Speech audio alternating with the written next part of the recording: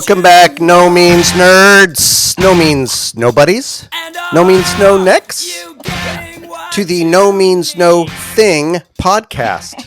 The podcast. Your levels, man.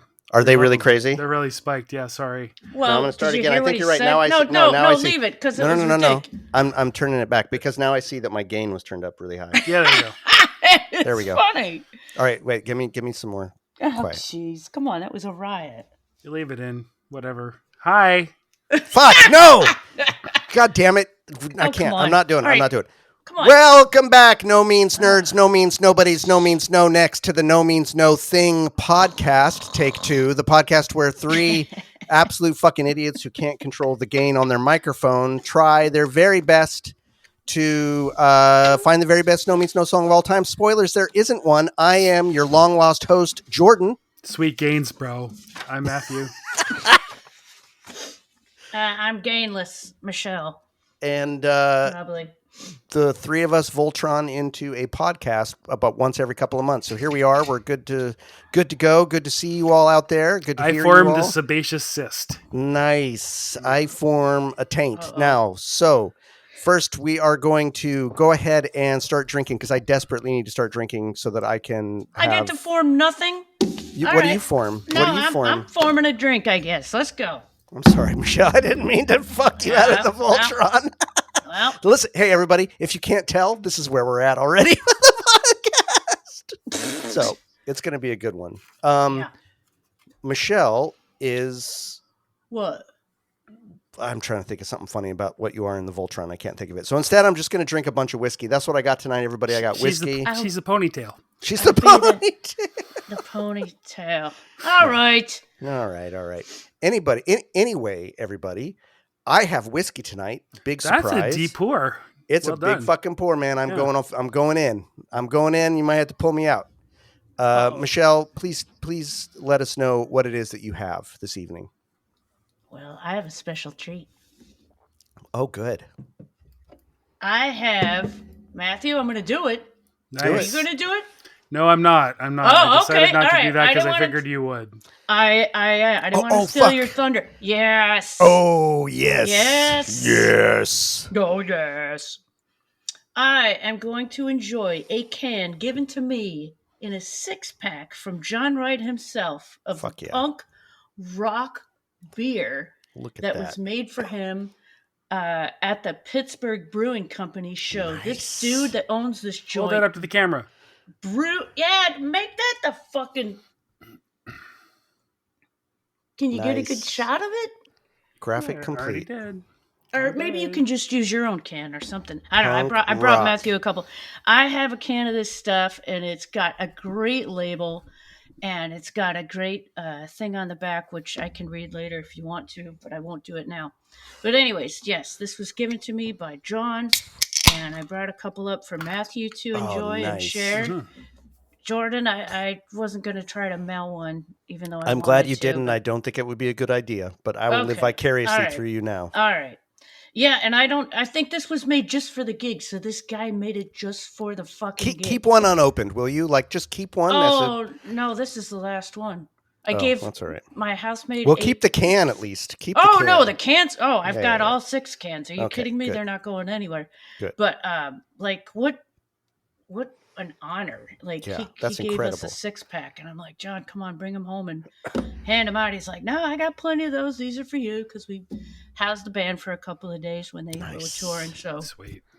So yeah, here's Johnny. Johnny's. Oh wait, I can't pour it like a Guinness. And it's smoked beer, and I'd never had a smoked beer. Until, We had smoked. No. When Wait, we we were- had. Yeah, we had Yes. smoked beer at John's place. Yeah, It's the this same one. is the same recipe. Oh so yes, guy that in was Pittsburgh- good. I know. I'd never had it before. The guy in Pittsburgh took the recipe and brewed. I don't know how many cases, Shoot. or just a shit ton of them. Yeah, Well, that's a Matthew. fan. Matthew, just put the logo up, man. That's what Yeah, you do. that's Anyways, I'm gonna incredible. have some punk rock beer. Hell yeah, you are. Yeah. Nice. It's actually All right. a good idea. A good way to make a graphic really fast too. Yeah. Yeah. Dun, Just dun, dun, do dun, it. dun, dun. Yeah, and put the back of it too. I won't read it. Put what it says on the back because it's really Okay. quaint. Yeah. Matthew, what do There you you got go. for us tonight? Well, the very, very nice fellow Jacek Diduch from Poland brought me some special Polish beers. I have been hanging on to them. That's right.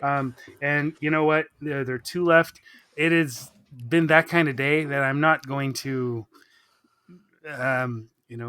futz around figuring out which one I'm going to drink because I'm going to drink both of them. Nice. There you All go. right. So Here- which here one they are. first? Here they are. Ooh, Yeah. yummy. Which one first? Yeah. I Purple. think I'm Purple or gonna- green? Purple Jeez. comes second because it's a little bit weaker. Oh yeah. You got to Oh, go all right. deep. So then. you're You gonna- got to dive in the deep end. But I should. I was going to read out the descriptions from the brewery. They're both Please. from do it. Czech Kumpli, which three buddies, craft brewery in Warsaw. These came all the way to me from there, and I'm going to read out the description. Okay, I'm going to read this. It is an IPA. The name is a pun in Polish. Pan i pani. So our flagship and our greatest pride, Pan i pani. So IPA ni, a play on words. Pan i pani translates to Mr. and Mrs. It's a great Oh. word great way to start your adventure with the IPA style and a perfect introduction to the American hops goodness. The best All of right. two worlds, the lightness of wheat beers. So this is a wheat IPA. I do like wheat beers, so that's I cool like wheat because beer a I lot. have made fun of IPAs many, many times on this podcast. Nice. Combined with that's finishing of the other beer I was drinking earlier, Okay. because it's been that kind of day. Right. The enticing bitterness of a classic IPA. Expect prominent citrus, mango, and pear aromas intertwined with delicate floral notes. Slightly cloudy, light golden, well balanced, moderately bitter on the mouth. Wow. Nice. All right. So, and the other one right here. Okay, from the same brewery. Oh, okay. Is called Piwo w stylu grodziski. So, beer in the style of grodziski. Grodziski is a beer style with 100% Polish roots. Its mini homeland is Grodzisk Wielkopolski, where it was brewed probably since the Middle Ages. It is Wow. pale yellow in color, very light, with a characteristic aroma of smoked malt. It is a Smoked slightly malt. I got your smoked malt right here. acidic profile and its lively carbonation.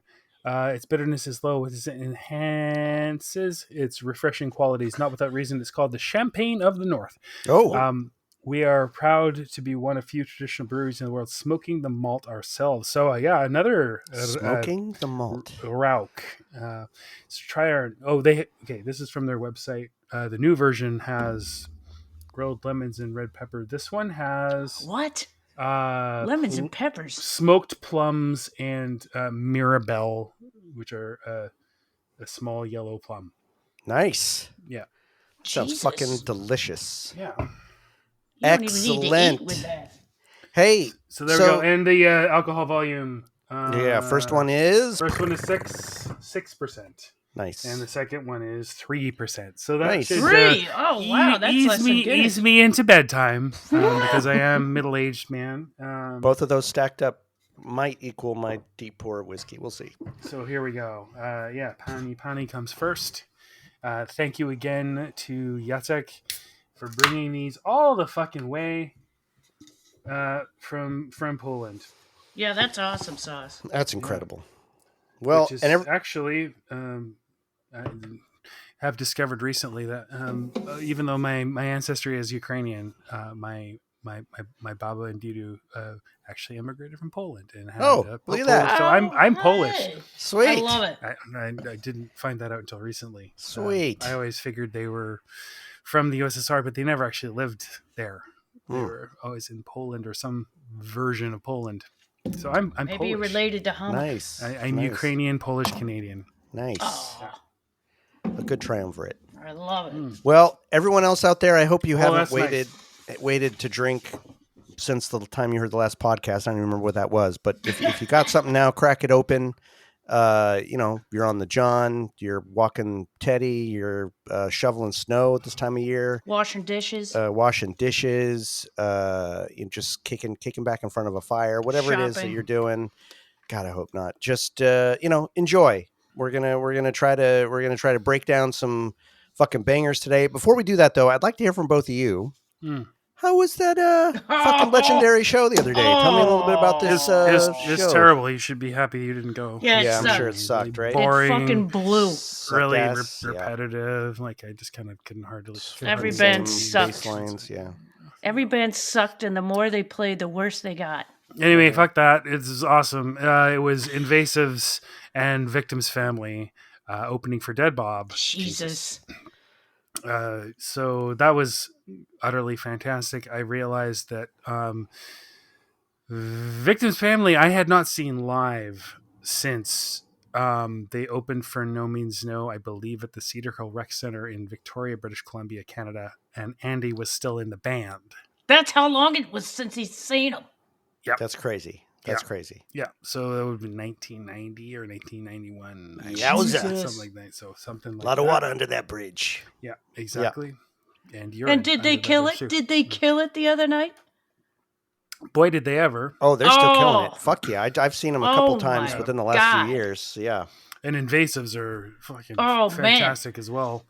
I don't understand how Byron. I was going to say, how's he doing double duty? Fuck. Yeah, no, he's so, Jesus and he's in Christ. other bands, and he does other shit, and he has a job and shit, and he's just the nicest fucking dude. Yep. Wild. Pisses I me heard- off. Is he I still heard the doing that last- shit? Is he still doing that shit where he jumps down into the audience and is just a fucking total madman? Yeah, yeah. He Love didn't that. do It that always- when we saw him. Yeah, because no, there he was no, a- he did. He fucking Did he? he crowd surfed, and that upsets the bouncers. Oh. Yeah, he did a bunch of that when I saw him both times, or twice down here. Yeah, it was pretty fucking great. He's on fire, that guy. Apparently Christie's incredible. The Oh, last Jesus. gig, apparently, Byron's voice blew You out. know, Oh, no. I don't think that whoever it is that complains. I mean, I don't like to. I'm not on Facebook very much anymore. I didn't read But that. the people who complain about people talking about Dead Bob on the well, No Means, alright. it's like, why? It's like, fuck. You know, Ah. if you haven't even Hilarious. listened, it's like, fuck you. I'll say that right to your fucking face. That was And then hilarious. some asshole said, that woman. I know, I you're- saw that. You are revealing your misogyny right What? off the bat. That That woman woman, is yeah. ridiculous. Yeah. Wait, who said that about Christie? Some Yep. fucker. Who Yep, gives a I shit, saw it. really? I don't want to give the guy any fucking more time. No. Because, Christie's like, That woman. incredible. yeah. Like, she's... That woman. You know what I love is that Dead Bob has quickly become not a. Yeah, that woman is like saying those people. Yeah, no. I can't wait to see and hear the next album because I feel like they're really going to start just really becoming their own thing with the other members really adding so much more into probably the composition and shit, right? Yeah, Like, yeah.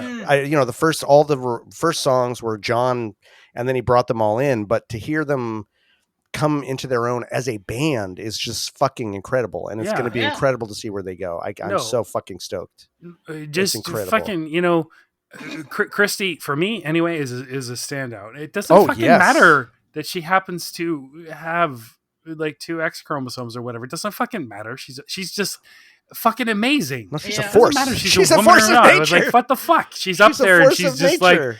like, I don't understand. I am so envious of anybody who can muster that kind of energy at any point in their existence. It is Oh Jesus! Yeah. what a performer. Everybody in that fucking band. Yep.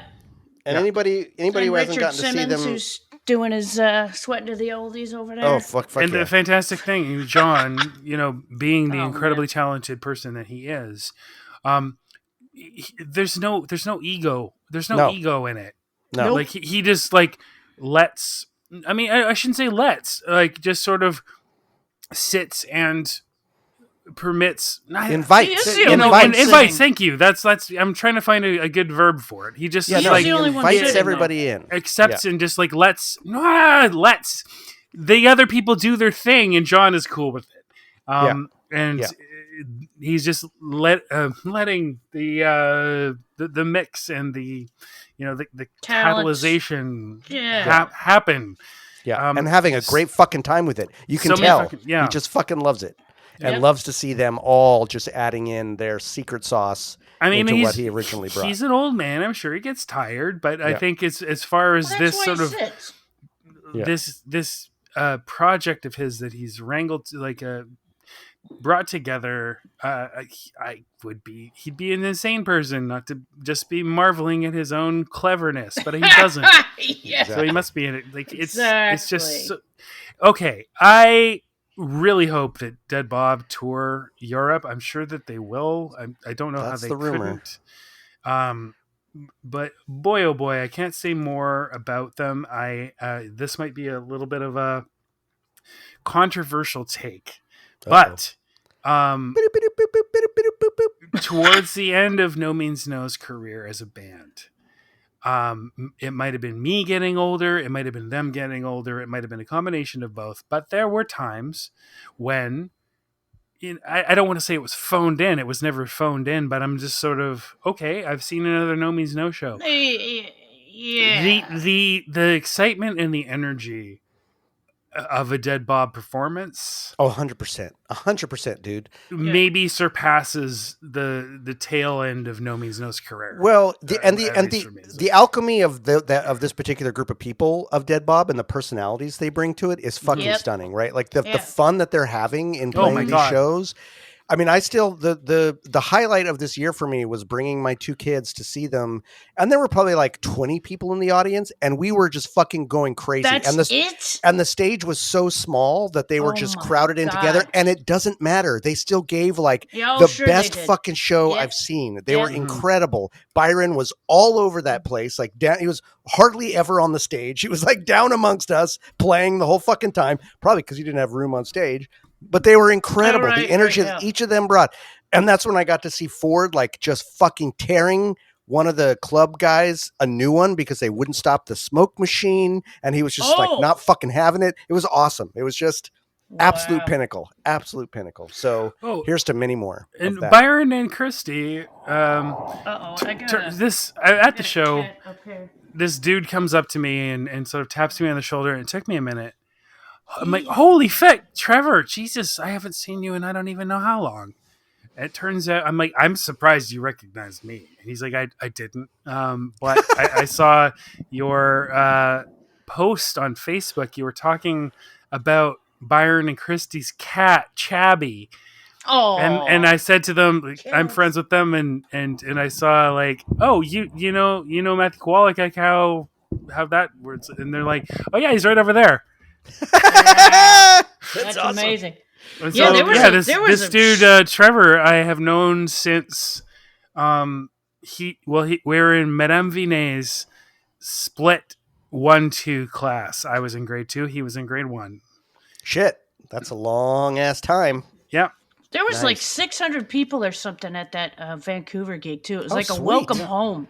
Yeah. Oh, that's fucking awesome. It was a total welcome home. Like all their best buds were there. Oh, I love that. That's great news. That's great news. Well, everybody, now that we've talked a little bit about the current and future goings, we're going to dip way back into the past, into the 80s. Yeah. And we're going to start talking about what a matchup I do not like. Do not want this matchup. Oh, wait. Are you doing what I think you're going to do? I'm going to do the matchup. Don't actually know who's going first? Sorry. It's me first this time. Yep. That's good because I got a pee already. It's not good, but here we go. So we are going to put up 2 songs. The first song that's going in this round is The Day Everything Became Nothing, off of course, The Day Everything Became Nothing, 1987. Now, The Day Everything Nothing won against Till I Die, episode 16, unanimous. Mm-hmm. Right. I really like that song, but of course, I don't regret that in the least. It's the right choice, so that's not a risk. It's going up against Self-Pity off of Sex Mad 1986. Self-Pity won against The End of All Things, episode 18, which was a unanimous choice. Now, you'll remember that End of All Things came up last episode as a People's Choice and unfortunately got voted off. So kind of funny that they're back-to-back here. Oh, yeah. But Day Everything Became Nothing versus Self-Pity.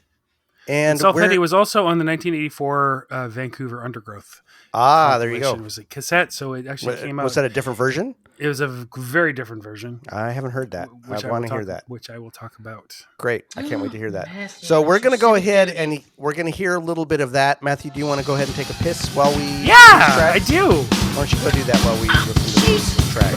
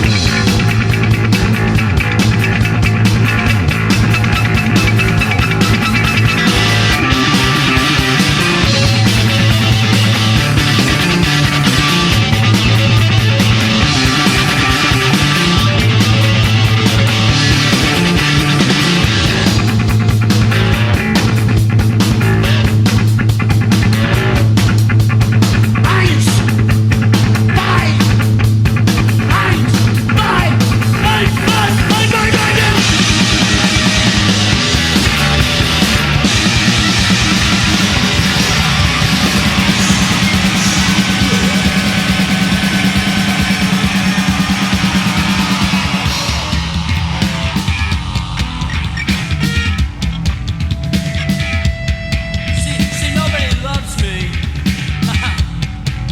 Not like I do.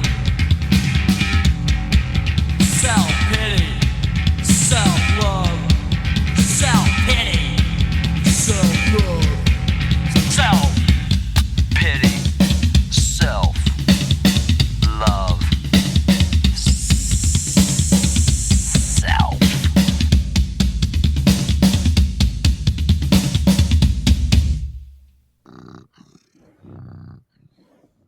All right.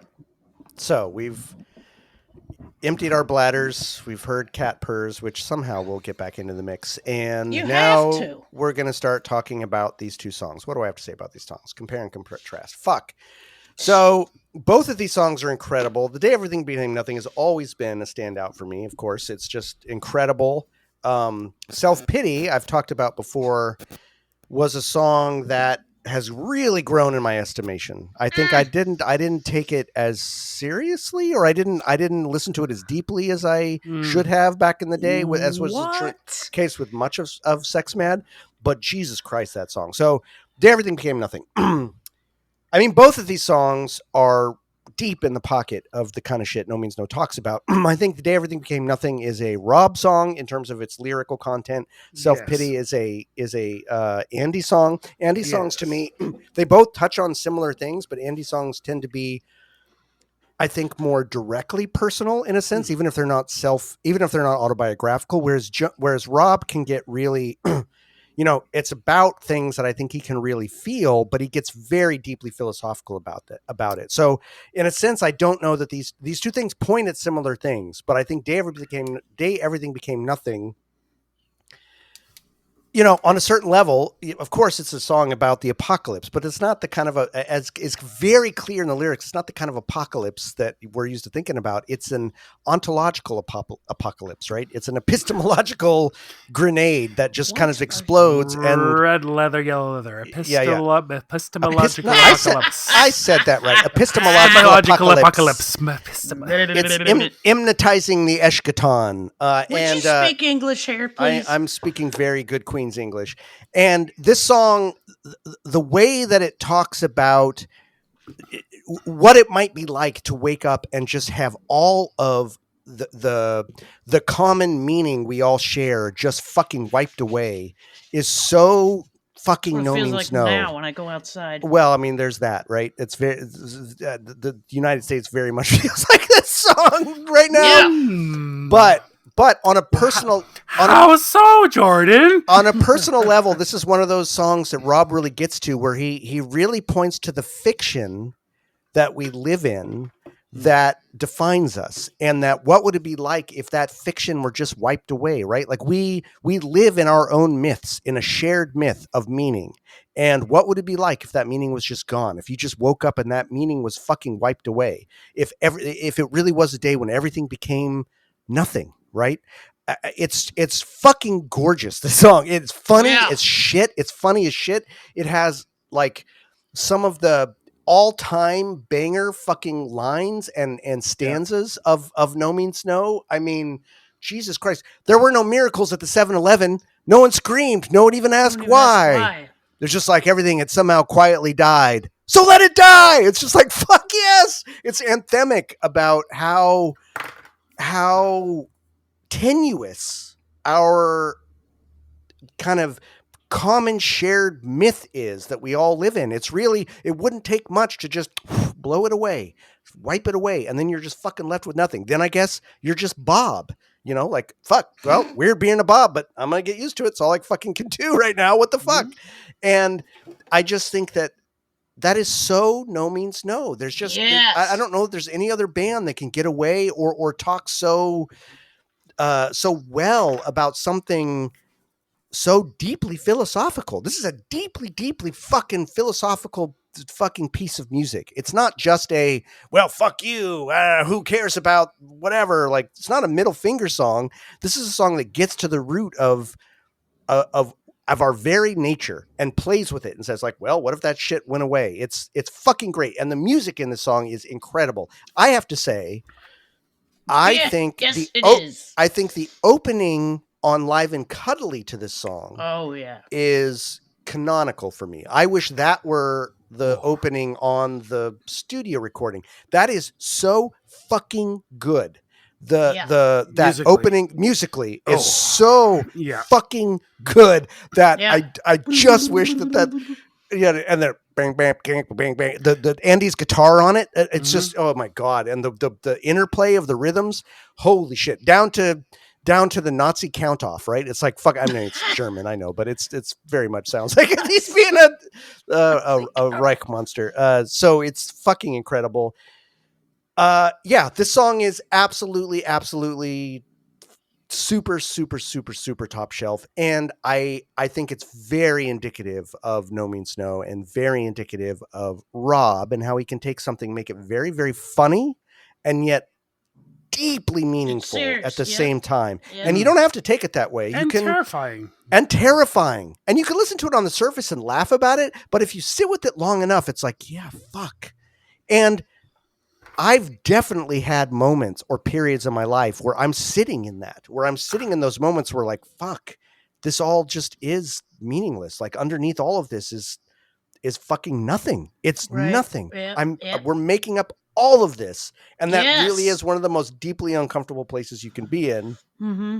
God bless Rob for making an anthem about that you can shake your butt to, and that is deeply funny at the same time. It's a minor miracle. And then we have Self-Pity, right? Which is more deeply personal in the sense that I think most people, maybe not everybody, but most people have been in this place. I certainly have been in this place. I think this is a very in your 20s song. I'll say that for myself. Maybe that's just personal, but I feel like this is a very like, you know, I mean, there's the part about, you know, like I'm cutting classes, I'm sleeping late. Just that period of just feeling like wallowing in one's own grossness, wallowing. There's a philosophical saying I love, which you're right. I'm going to send this to my nephew right now. There you go. Yeah. It's a song that there's a philosophical concept that we're all in love with our own suffering, which is a really hard pill to swallow, but it's deeply true. Like I've found that to be true when I really look at it over the decades. It's deeply true, as much as we don't want to believe it. That's what this song is. This is someone who's deeply in love with their own suffering and can't fucking escape. Self-love, self-pity, this sense that, I'm gross, I'm awful, I'm the worst. And just deeply in this sense, but using that as a way of like, an armor from the world almost, right? Like, because I'm so fucking gross, because nothing fucking means anything, kind of like everything became nothing. That's an armor of not having to care about anything else. Try to help me. I won't help you, right? Like my sense of degradation, my sense of self-pity makes it so that I don't have to care about you. I don't have to really see you. I'm so self-involved. And that is very, very dark, but it's a very honest take on where we can be. Good. Because I think every young person needs to hear this song. And on that level, these two are deeply emblematic in No Means No. One on a Mhm. very sort of philosophical level, one on a deeply psychological level, but they're both so fucking insightful and so incisive in what they're trying to say.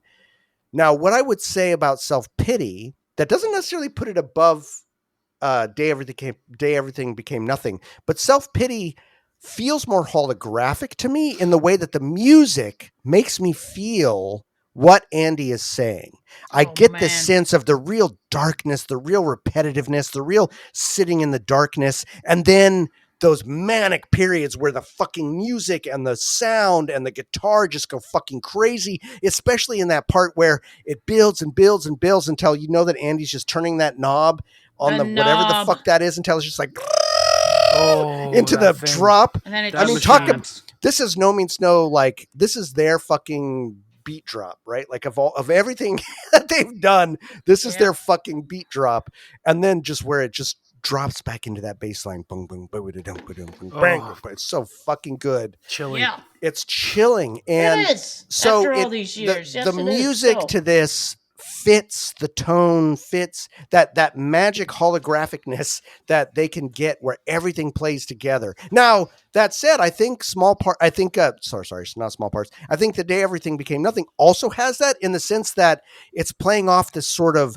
jauntiness but jangliness that's really sort of like disconcerting, and it really does make me feel disconcerted in a really interesting way. So it also has that. Both of these songs have that feeling to them, but Self-Pity has some of the absolute banger fucking Andy guitar work that Yep. is extant in their catalog. It is so, and correct me if I'm wrong, I think Andy told us this is the first song he wrote for the band. Jesus Christ. Is When that we had true? the interview with him, I think he said this was the first song. I don't remember that, but I wouldn't be. Oh He my can correct God. us. He can correct us if he's still listening. But I'm pretty sure he said, because I remember freaking out about that, going like, "Oh shit, are you fucking kidding me?" Like, no wonder. I don't even This know is what like to say. I don't even know what to um, say upon hearing that.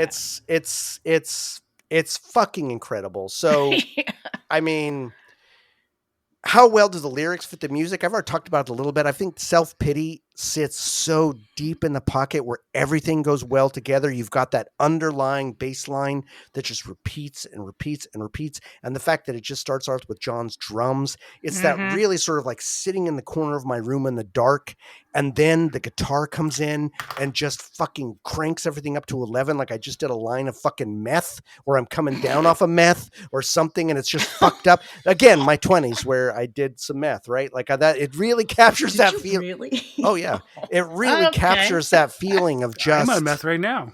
There you go. It captures the abject Not disgustingness meth. of On amphetamines. being in love with yourself and Mhm. hating yourself at the Mhm. same time, and how those two things can get Well, confused. I'm touching It is so myself. fucking good. So highlights. I think Just- again, my highlight from The Day Everything Became Nothing is the opening to Live and Cuddly. I will rewind that like 50 times just to listen to that part of it. I think it's so Mm. good.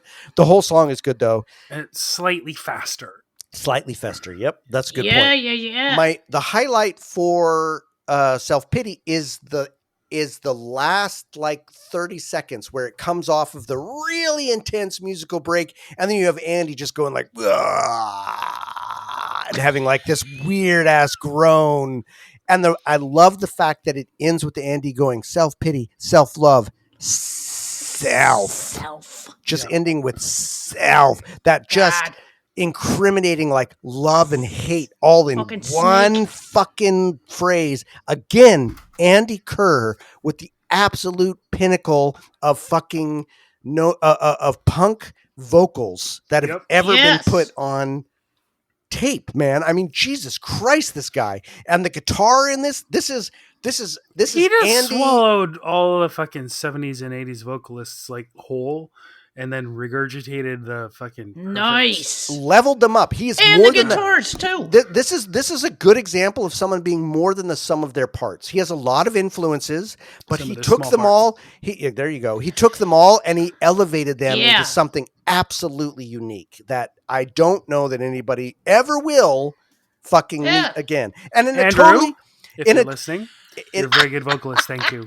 Yes. In a totally different way than Rob, who I also find to be beautiful in his in his vocals, but it's totally different. The Yeah. fact that these two guys existed in the same band at the same time is Oh, I know. unfucking believable. I know it. Yep. So Yep. I don't know. I probably got more to say, but I'll save it for round 2. So Michelle. Okay, I'm sad we're doing this this duo first, but I'll deal. Okay, so again, I did some googly eyes here that look like boobs, but they're not. Honk honk. Do you want to see the boobs? I'm honking the boobs. Right, Oh, look, yeah. there they Look are. at that. They do look like boobs. Okay, Triple D's. you could not have put me in a worse position having to choose between these two doozies, Right? and the word choose and doozies have their own set of googly eyes in the O's. Choose the doozy. Somebody's texting me right now. Fuck them. The Day Everything Became Nothing is one of my go-to tunes to play for somebody. So when we get to part 3, where would you play this for somebody? Fuck yeah. And I Fuck have, yeah. and I will, and I always will, and that's all there's to it. Yeah. As it's a thunderous throwdown of some punk funk with a screaming banshee Mimi ambulance. Yes. He sounds like a fucking ambulance. Oh yeah, he does. You know? Yeah, he does. Oh god. Bum, Yeah, bum, yeah. bum, bum, bum, bum, bum. Yeah, it's the ambulance that's there to pick up your fainted ass off the floor. I can't think of one goddamn note that doesn't belong in this, and it's one of the, if not the most colossal songs they ever wrote. Yeah, I'm saying it, and I'm all over it. Obviously, there's loads of videos of them playing this, and man, do they ham it up and twist it around, sometimes making it better than the original recording. The live and cuddly version is a true treat, and luckily some saint filmed it, and we all get to watch the magic happen. Yeah. No shit. I can't say enough about how much both of these songs kick ass. They are top tier, no means no, and there's nothing else like it. There's a friend who heard The Day Everything Became Nothing, and he was scared of it. Like in a good way. Yeah. Well, he Good, was yeah. in a good way, because Yeah. he'd never fucking heard anything. And Yeah. I remember looking at him, and the eyes open, the mouth open, just It's very head healthy kind to of fear turned what you sideways, love. like what Yes. the fuck? What the fuck did I just hear? I mean, Fear the angel. yep. On to self-pity. After just writing the title of the song on here and thinking about it, I just shake my head at how stunning it is. Like, how do you put into words how amazing this is without just, I don't know. It's almost like we shouldn't even be talking. We should just listen to it. Take pictures of our Everybody stop for a moment and just go fucking listen to these faces. songs, goddammit. yeah. Always Talk do that. about a Listen to our colossal stupid buildup. podcast. That's right. That's what we should do, is just play the songs and then make faces and then vote on that. Both of these songs feature astounding drum and bass that lay down the institution of pure, unadulterated, mesmerizing foundational music. And for Andy to play guitar to, and he turns it into like the only assault weapon I want to be near. The sonic gorgeousness he gives these tunes is like nothing you've ever heard before. Both of these tunes are a fine example of why I'm on this podcast and why my life has plastered pictures all over the place, albums, and artwork. Nice. Fucking poetry, Michelle. Beautiful. Oh, what? Talk about a couple of googly eyes. All right. I had 4 or 5 in that. Matthew, what you got for us on this fucker? Yeah, I've been thinking about it. I haven't gone on a big old walk around East Vancouver for a long time. It was a beautiful day today, so I decided to get these songs in my headphones, and I walked to Wally's Burgers, and I got myself a bacon Swiss hot dog. Nice. And I drank a beer, and I sat on some bleachers at a Jealous. disused baseball diamond, and I was listening to the songs and wandering around. Oh man, it's pretty good. I back to my roots in terms of the podcast, so I feel like I did a deep dive. Nice. 2 songs to compare these 2 songs. It hurt me a little bit. Yeah. I did like, though, that both of these songs had another version that I happened to have on my phone. So The Day Everything Became Nothing had the live and cuddly version, of course. Yep. And the Self Pity had the Undergrowth 84 I gotta hear that. Vancouver compilation. And I take issue with that because it's actually Victoria. But Oh, hey, because of you know. that. Oh, right. Stolen right. valor. Exactly. Victorialer. So, self pity has a intensity of song repetition, musical repetition, which I really, really like. Where there's this solid core and a little bit of variation. Yep. And in self pity, it's really the vocals and then the guitar that provide the variety. And Yeah. absolutely love that about it. In terms of the song structure, both of the songs have, I would say, self pity has sort of a very very straight and steady through line, whereas the Day of Nothing has a little bit more of an arc because it's telling a story. But both of them have a constant driving rhythm and a lot of contrast, despite Yep. them being quite different. Lyrically, I think when they're both sort of, it's difficult to tell whether the Day Everything Became Nothing is kind of outward or inward. Self pity is certainly an inward looking kind of self-reflective sort of song. The Day Everything Became Nothing might be an observation of an inner landscape, but certainly It's projected outward. I Yeah. certainly feel that this kind of way these days. Yeah. Yeah. Yeah. Oh, why might that be?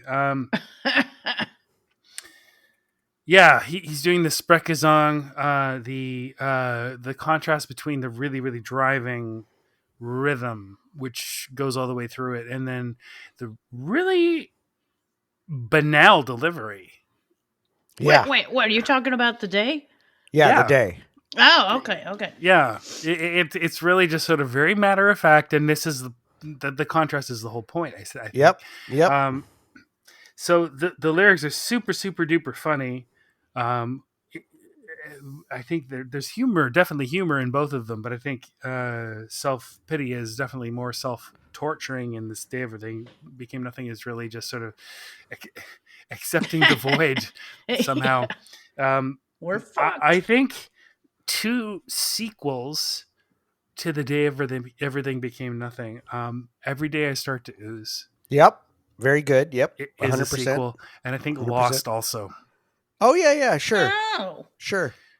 They're in the same channel. Yeah, I mean post-apocalyptic in certain ways, but yeah, different sides of the same thing. Self pity is more of a meditation. Song about loneliness and just the fundamental nature of loneliness. Even if you are surrounded by people, you can still be lonely. I Am Alone With You strikes me as one Yeah. that's sort of in this wheelhouse with self pity, even though it's musically very different. Yeah, It's very much in that same wheelhouse. self-love. It's a euphemism for masturbation. Yeah. And so self-pity is like also could be a euphemism for masturbation. Which, Right. You're taking care of your own needs, but the motivation might be different.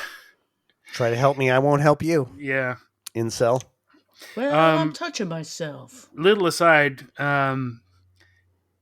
there was a post on the No Means No Facebook group from Aaron Chapman, I believe, whom I met the other day, and he was talking about the band Gogol Bordello. Fucking great. Yeah. And they played in Vancouver recently. I was not up on it, and I probably would have wanted to go, but I did not go. And Eugene Hutz, who is a Ukrainian fellow, American Ukrainian, I probably would have a lot of things to talk about with that man. Mm-hmm. He found out that Aaron had worked with No Means No in the past and immediately started quoting The Day Everything Became Nothing. That's right. Which I thought was pretty fucking cool. And I'm just today, as I reread that, because I was trying to find back where I'd read that somewhere on the internet, and I hope that Aaron will see this and say, if you have a line to Eugene Hutz, and let's have him on. He should, well, that part of it, but no, he should fucking cover Yeah. fuck yes. Gogol Oh Bordello shit! covering oh, shit. The Day Everything Became That Nothing. would be incredible. Yep. Particularly in the context of the Ukrainian war and everything like that. We went into that. Incredible. It's like, oh, Incredible. yeah, that's a thing. I'm surprised it hasn't come up already. I'm surprised it hasn't come up. I'm agreeing with you there for 100%. Okay, performance comparing these two songs. I actually think I might like the live and cuddly version better than I do the too. studio version. I do. And that almost never happens. Yep. The beginning of it and the guitar effects especially, and there's a little more improvisation, even So fucking good. in the bass and everything like that. The drums don't change much. The drummers are pretty consistent between the two versions, but the live and cuddly version is fucking fantastic. It's incredible. It's and incredible. I think it almost might Yep. pick up the tone of the rawness of the subject Yeah. a little bit more than the studio version did. It gives you this lead in that feels so right and such a Oh fucking. man, they're on all stops with that. Yeah. And speaking of right, Jordan is gonna make you very, very thirsty to hear this. Rob sings on the Undergrowth Vancouver version of Self Pity. Fuck. So I I gotta don't hear know. that. I don't know whether Get that on a Andy Dropbox writing a for song me. and then Rob singing it, which is pretty interesting. So the transition and the difference between being that it came out in '84 and the studio version of Self Pity came out in '86, and Andy singing it. Well, that's nodule The time, isn't it? original version on Undergrowth compilation was much more mama-like, I would say. So you can really hear that. It's a nice little kind of transition between how the band sounded then and how the band sounded on Sex Mad. Kind of amazing. I don't know that it would have stood out to me if it had been on Mama to me somehow, as much as it stood out for me with Andy singing on Sex Mad. Interesting. Andy's vocals are really quintessential. Oh God. With so many different, modes. Really just sort of bored and really like kind of a soaring singing, and then like his whole goblin thing that he can do. Jesus. But what's really, really interesting in terms of, I think just given that the vocals don't necessarily fall on the beat all the time in that song, they're exactly the same, despite the fact that there's two different vocalists. If you listen to both versions, it's not as improvisational as you might think. It's actually really, really bang on the offbeat or whatever. Which makes sense to me because the offbeatness is so precise, even though it's offbeat. Yeah. That's interesting. Huh. Yeah, totally. I think both of the songs, in terms of how well the lyrics match the music. Jesus. I think the contrast, the driving music combined with the banal delivery is exactly the point for small part. The Day Everything Became Nothing. It really, really evokes the situation described where, people have, the story is, they just kind of lose it's not losing their memory. They just sort of lose their context for the way things work. Yeah, it's not memory. It's just meaning. It's epistemological, right? It's just like suddenly none of that means anything anymore. What the fuck does that? What's that? Yeah. And I've certainly felt that way. I think when I was feeling a little overly sharesy on the last podcast, that I sort of felt that way myself, where I'm just gonna like kind of withdraw a little bit from having to know about everything all the goddamn time. And just like exist. Right. So, maybe it's a little bit of that.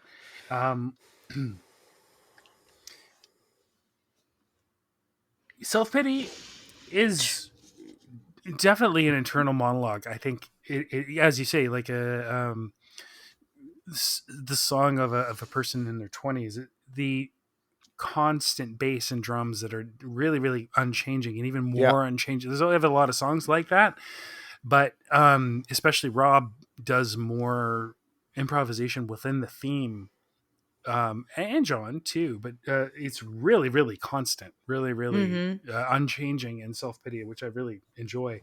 It's almost like your biorhythms. Like I was just gonna say, it sounds like a heart monitor that Yeah. every once in a while spikes that boom, boom, boom, boom, boom, boom, Yeah. boom, boom, boom, boom. It's like, oh shit, oh, and then everything's occasionally okay. there's a total fucking freak Yeah, out. bam, bam, bam, bam, bam. Yeah, And that would yeah. be the guitar solo. Yep, And yep. the whatever the fuck Andy is. Do you call it a solo when he is like playing a thing and then twiddling a knob on another yeah, thing? the fuck yeah, you call It it is a an solo. explosion. It's a- No, it's a it's not a solo. solo. It's an explosion. It's a Sure, fucking it's a solo, but it's not explosion. a guitar solo. It's a guitar plus solo. It's a guitar All right. explosion. The guitar deconstruction. It just fucking it's Yeah. wild. God, could you imagine if the first time they plugged that in and fucked with it, like the googly eyes they must have had when they No heard that? shit. No shit. Be like, where are we gonna put this beauty? Yeah, no shit. Yeah, and though it's different, there's certainly a similar kind of arc. I find it kind of interesting that Mm. in that solo where Andy is definitely twiddling knobs on some sort of piece of equipment, and I'm assuming that it is Touching Andy himself. on the Undergrowth version. It might not be exactly the same, but the kind of phrasing, I guess, in like how it's planned out, how the solo is planned out, are certainly reminiscent of each other, and it kind of like ends up on this let's turn the knob up all the way. Yeah. And so that guitar solo, it's not the same, and I think it's better on the studio version, but it's still really fucking good on that Undergrowth version. And it is certainly, you Nice. can tell it's the same sort of thing, and it is so chaotic that it's very interesting to me as a non-musician for the most part, that's something that sounds that chaotic can be planned out. And Right? and replicated. Replicated at least in its broad strokes, right? Yeah, Like I yeah. get the feeling that Andy would never play something like that the same way twice, but in the broad strokes, How he could understands. He knows the memo. He can read the memo and Right, fucking right, right. play within the margins the Yeah. right way. Yeah. Okay, that's my first bit Nice. done. Did you That's know good. that I'm drinking a beer that the drummer of both these songs fucking gave It's me? pretty Just good. thought- Just thought you'd want to know that. Pretty good. Did you know I've already finished all my whiskey and I'm really Yeah, I fucking drunk? noticed So you here got we You the gonna pour go. yourself another one or what? No. I am deep in the cups, my brother. So, all right. So round 2. How representative of these songs are No Means No of a Whole? Fucking hell. Both these Oh, songs are jeez. absolutely dumb. representative. Wait, sorry, I didn't get wait. through my highlights and lowlights. I think. Oh, no, go for it. Yes, please. There ain't please. no Sorry. low lights. So forget No, it. let's hear it. Oh, I didn't do lowlights, but yeah, let's do it. No, Do it, Matthew. No, Go. Sorry, I drew my line in the wrong place. No, on please, my please, notes. please. Yeah. Yes, let's go.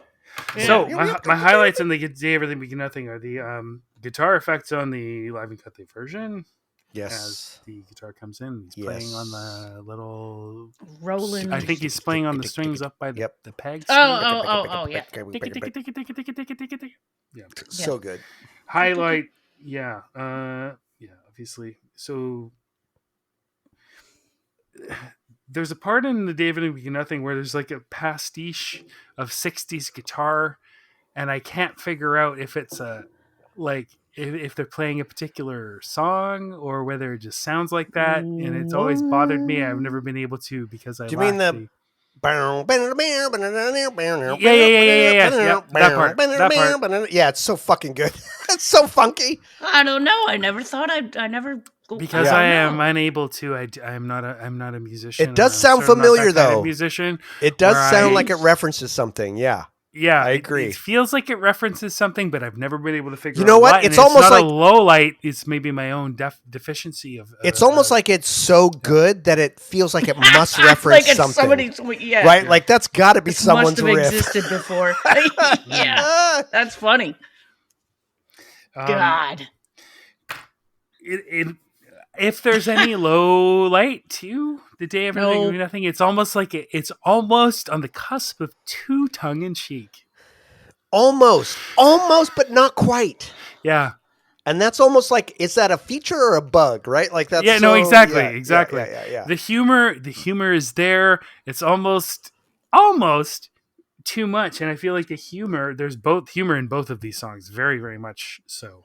But I feel like the humor in Self Pity is almost a little more organic, uh, or more subtle, more natural. And as I say, it's almost almost too contrived. In the Day of Nothing, so that isn't really a low light. It's just an observation that yeah, it's almost ostentatious in its funniness. That's interesting. I want to talk about that for a second because it makes me just off the cuff think that I actually think that's one of the real strengths of the song, because in a sense it's easy to not take this song very seriously. It's easy to listen to it as a joke because it is so fucking funny and there's so many banger funny lines. And yet when I scratch the surface on it a little bit, like a fucking lottery ticket, there's something in it that is so deeply disturbing and so deeply universal. If we would all just take a moment to look at our position as not just in the moment politically or wherever you are on the timeline of humanity, but just being a human being itself, just what it is to be a human being and how fictitious our sense of shared fucking reality is, that humor, that sort of fuck it allness, they make it so funny that it makes it, when you really dig a little bit deeper and realize how fucking profound it is, it makes it even more impactful for me, because it's like, oh, fuck. What I took, they're almost like holding you at bay, like, no, this is just funny. This is just funny. Don't worry about it. And then you're really listening and you're like, oh, fuck, About to go over the it's cliff. not really that funny. This is fucked up. And I recognize this shit. Yeah. So that's one of those things where it's like, yeah, it's kind of like, it's brilliant. Oh, wait, no, that's kind of dumb. Oh, wait, no, that's kind of brilliant. Like it's that bell curve, right? Where you're like, where you end up at the big brain. Anyway. But watching Rob sing it too, it's like he gives you some winks and then while he's doing it, but he's just the way he's delivering it and the faces and the, he deeply feels this. He deeply feels this. I mean, this is the river. I mean, in a certain sense, right? Like this is that theme he's going around. This is just him being tongue in cheek about it and not so earnest about it, but it's pointing to the same fucking thing that anyway. Sorry, Matthew, I didn't mean to take away. No, not at all. Like I was coming back in on this first part. So anyway, all right, blah blah blah. All right, many round two. How representative are these songs of No Means No as a whole? Well, I've kind of already talked about this, but both of these songs are deeply, deeply, deeply, deeply, deeply representative. Day Everything Became Nothing is one of the most iconic of No Means No songs. It is deeply representative in all the ways I've talked about. It is Rob at one of his lyrical heights, being very distant and yet very direct and deep at the same time, like being able to hold a sort of cynical mode and yet a mode that's deeply philosophical in both hands, and connecting them together to make a single fucking unit in a way that only Rob Wright can make. It's absolutely incredible. And the way that the music lulls you into this shaking my ass without realizing, fuck, I'm being confronted with something so deeply existential. I'm going to die and we're all fucked and nothing means anything, but fuck, this is fun as shit. And I'm still going to dance my ass off at the same time. Like it's such a celebration. This is what I love about No Means No. It's like, yes, they can be a dark band that point to the deep existential dark roots of humanity, but at the same time, they let you celebrate that in a way that makes you so glad to be a human being that can recognize this about ourselves and can recognize this darkness, that it turns into something fucking really joyous. And that's what I love about this song. It's so joyous in its recognition of the absurdity of life.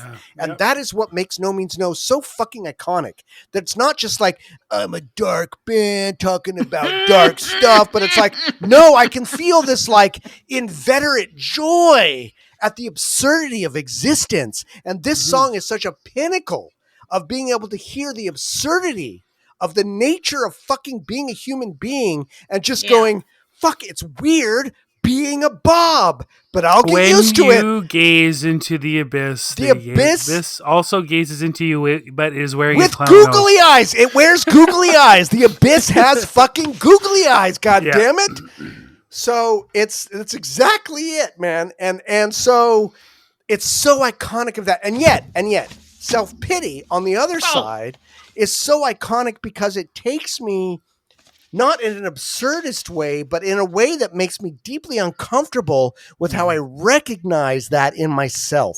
So that's what I mean about it being something deeply personal. Whereas The Day Everything Became Nothing makes me think of something universal that's deeply uncomfortable. Yeah. Self-pity makes me feel something deeply personal that's uncomfortable. And that's why I think these songs are such pinnacles in their own way of something so deeply, deeply beautiful about No Means No. Because as hard as self-pity is, it's also joyous to see something that's so that takes that dark butterfly and sticks a fucking beautiful pin in it so perfectly, and it's like it's there forever. I get to see that pinned to the fucking wall forever and go, the Victoria Bug Zoo.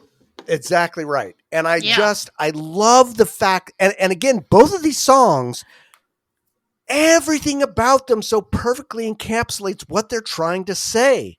How the fuck do they do this? I'm not to say I've yet to hear other bands. There are some other bands that sort of do this maybe, but this band in particular is like, fuck, it's so good how they do this. So are these representative of No Means No as a whole? Yes. Yes. In similar ways, but totally different ways. And I don't know how that's fucking possible. So would I introduce a newbie to these songs? Day Ever Became Nothing? Of course I would. This song's a party banger. This song's a party banger. Self-pity? No. That's not to say that I don't think it's beautiful. It is beautiful, but I don't think it's an introductory song for me. Mostly I say that because for me, this song took me some ramping up until I really, really, really appreciated it. It was not my entry point. It was not one that I went into initially and said, yeah, I'm going to listen to this again and again and again. Whereas Day Everything Became Nothing, even though I may not have listened to it on repeat over and over, I listened to it and realized this is a fucking banger that I can play for anybody. Self-pity. That does not say that Self-pity isn't a fucking good song or isn't as good or better than Day Everything. I just don't think it's the entry point. I think it's one that... Yeah, it makes sense. I think it's one that you for me, it would take a little more being in the pocket already to really fucking appreciate it. But it's a fucking amazing song. So that's when Rob and John are playing in the beginning of Self-Pity. Come on. No, it's incredible. I'm not saying it's not incredible. I just don't know that I'd want to introduce somebody. I'd put on Now or something like that. I don't know. Right? Like, I don't know. Anyway, Michelle, it's you. What do you have? What? Oh, I made enough faces. Round 2. These could not be more representative of what this band sounds like. This is top shelf stuff. Fuck. That's all I wrote. I can't say anymore without. What are you gonna say? I don't know. I'm not. Top shelf. Yeah. Yep. And now I do what I play. Do you want me to do that now? Yeah. Do your newbie shit. Yeah. What I play. I would play these both for both people. I would play both of these for people. Nice. Yeah, I'd play both of them. Sit down, buckle up, and get your mind blown. Fuck yeah, I'd play both of them. All right. And again, I appreciate that.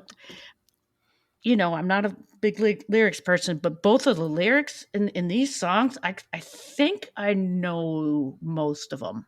Yeah. Well done. Yeah. Yeah. Yeah, but they're not of No Means No songs. These are not hard to pick out, right? Like sometimes they're a little bit hard to pick out. These ones are kind of right on the fucking surface for you. Not that they're not depthful, but they're easy to absorb. They're easy to hear, and right? They're like not long sentences, and they're just succinct, and they're just right where they need to be. Agreed. And it's a Yep. It's dressing on your salad. And they can be heard on different levels. You can hear that one way, you can hear it another way, and you can keep going fucking deeper, but it doesn't take a lot to have at least an initial entry into these songs. I always liked In the Day Everything Became Nothing. One of my favorite lyrics, not because it was sex, but I just thought it killed me how Rob said the only thing we had in common was good sex. And now I couldn't even remember her address. So good. So good. Who says that? That's amazing. Fuck, it's so good. Yeah. Which again is like, reminds me of the part in The World Wasn't Built in a Day. That's another idea that comes up. But anyway. Oh, yeah. All right, Matthew, how about you? Round 2. The Day Everything Became Nothing in terms of performance versus humor and lyrics. It could not be more representative in terms of what No Means No does in subject matter and everything like that.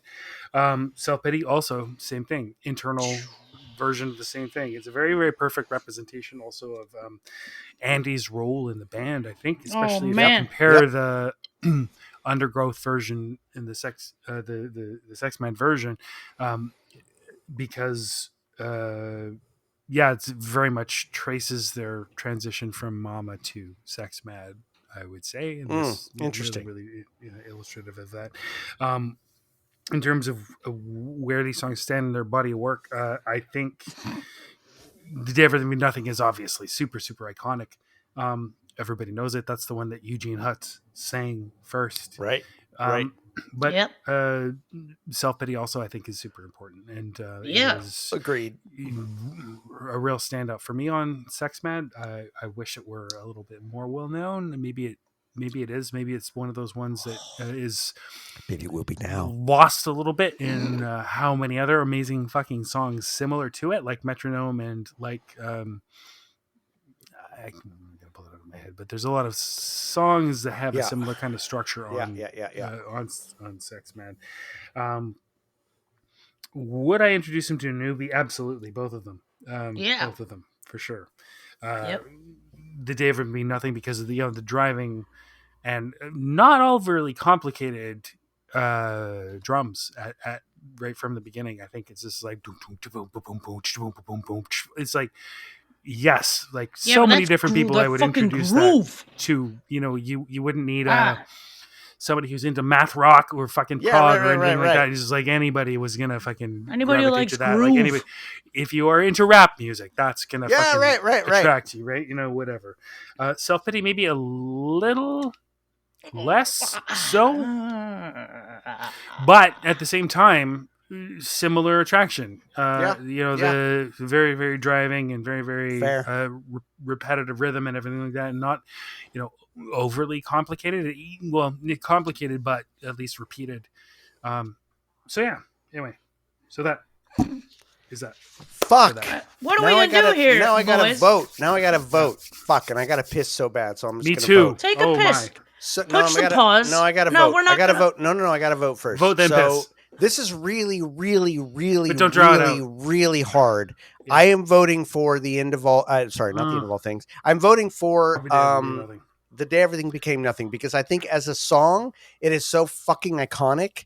And when I'm thinking of their oeuvre entirely, while I think Self-Pity in a way musically, I like more. I think The Day Everything Became Nothing is so fucking iconic that I cannot imagine not putting it through over Self-Pity, even though I hate this and I think Self-Pity is absolutely incredible. This here that I'm showing you is my piss jar. I've used it before when you were talking about the river. Are you at gonna one pee point, in that so right now? I'm You're not, gonna but pee I in- don't want to. No, I don't want we're to. not. So I'm done. It's Day Everything Became Wait a Nothing. minute. No. Michelle, how about you? What's your vote? You guys both go pee because I'm No, drawing no, this shut out. up and No. shut up What's and your hurry up. vote? Say What's your your thing. All right, this is a podcast first. I'm gonna abstain from voting. All right. No, you can't. No, you can't no. abstain. Yeah. You got to vote. You can't. All right. Guess what? You know what? You're gonna roll the dice. I'm gonna pick one out of the hat because All right. I can't pick one. I'm fine. I'm fine with that. Get I'm on fine with with it. that. I'm serious. Hey. Yeah. No. Go. What's your vote? This. Hey. Well, I got piss it. in your cup. It's I my am. blood What's your talking. vote? Is the one I picked the one I'm gonna vote for, or the one I'm gonna toss? I don't know. The one All right. you're gonna toss. The one I'm gonna pick is the one I'm picking. Okay. I'm gonna pick the one I just picked, and the winner is. Oh, jeez. The Day Everything Became Nothing. Day Everything Became Nothing wins. Matthew, what would your vote? No, What is your vote? no. I'm good either way, but I was gonna vote for Self-Pity because I think it's a better song. Oh! Oh my God! All right, Ultimately, go I take think your it's ever so pisses. slightly better song. But yeah, I gotta go pee now. I gotta go pee. I'll be right back. Oh my God! Jesus Christ! Jesus fucking I feel like I was rushed into my vote. I was rushed into my vote, and I'm pissed. Well, fucking read whatever. You No, weren't rushed into no, anything. I'm not. You no, did it to yourself. Hey, you made me vote, and I didn't want to. I no. wanted to abstain, and You're not allowed just to think do if that, I had though. abstained. Well, I It's not us who can't made make- you do it. It's you against can't the make rules me to vote. abstain. Y- Yes, we I can. never. That was never mentioned when we started this. Yeah. Oh Jesus! So magic imagine if you piss. had let me abstain. Yeah, I don't know if it's a vagus nerve. It's probably the vagus nerve. It's like innervates so much. Like you pee and you feel it. It goes up your spine and down your shoulders and out into your fucking pinky fingers. Is this Jesus tingle? It's just like, Christ. oh my Are God. you too? I had coffee, water, and fucking a whiskey, and it was all just like. So I want to back up and say, I don't know where I'm going to cut this. That was a really fucking hard choice. One of the hardest ones I've had in a long time. Yep. Yep. So it could have gone self-pity for me. I did not have that pre-decided. That was in the moment. mean- You know, I did. I was did. walking around all afternoon. I ate a hot dog. I sat on the bleachers and I thought about it.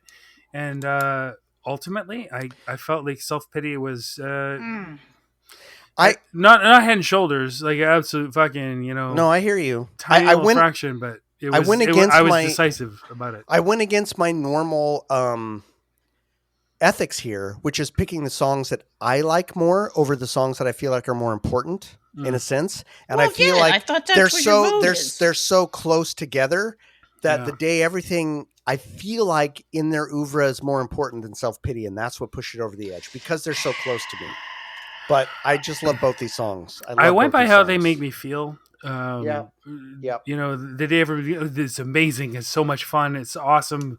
I enjoy listening to it every time. But self pity, it makes me put my arms in the air and feel exalted. Yeah, it's like, I yep. can't believe this exists. Yep.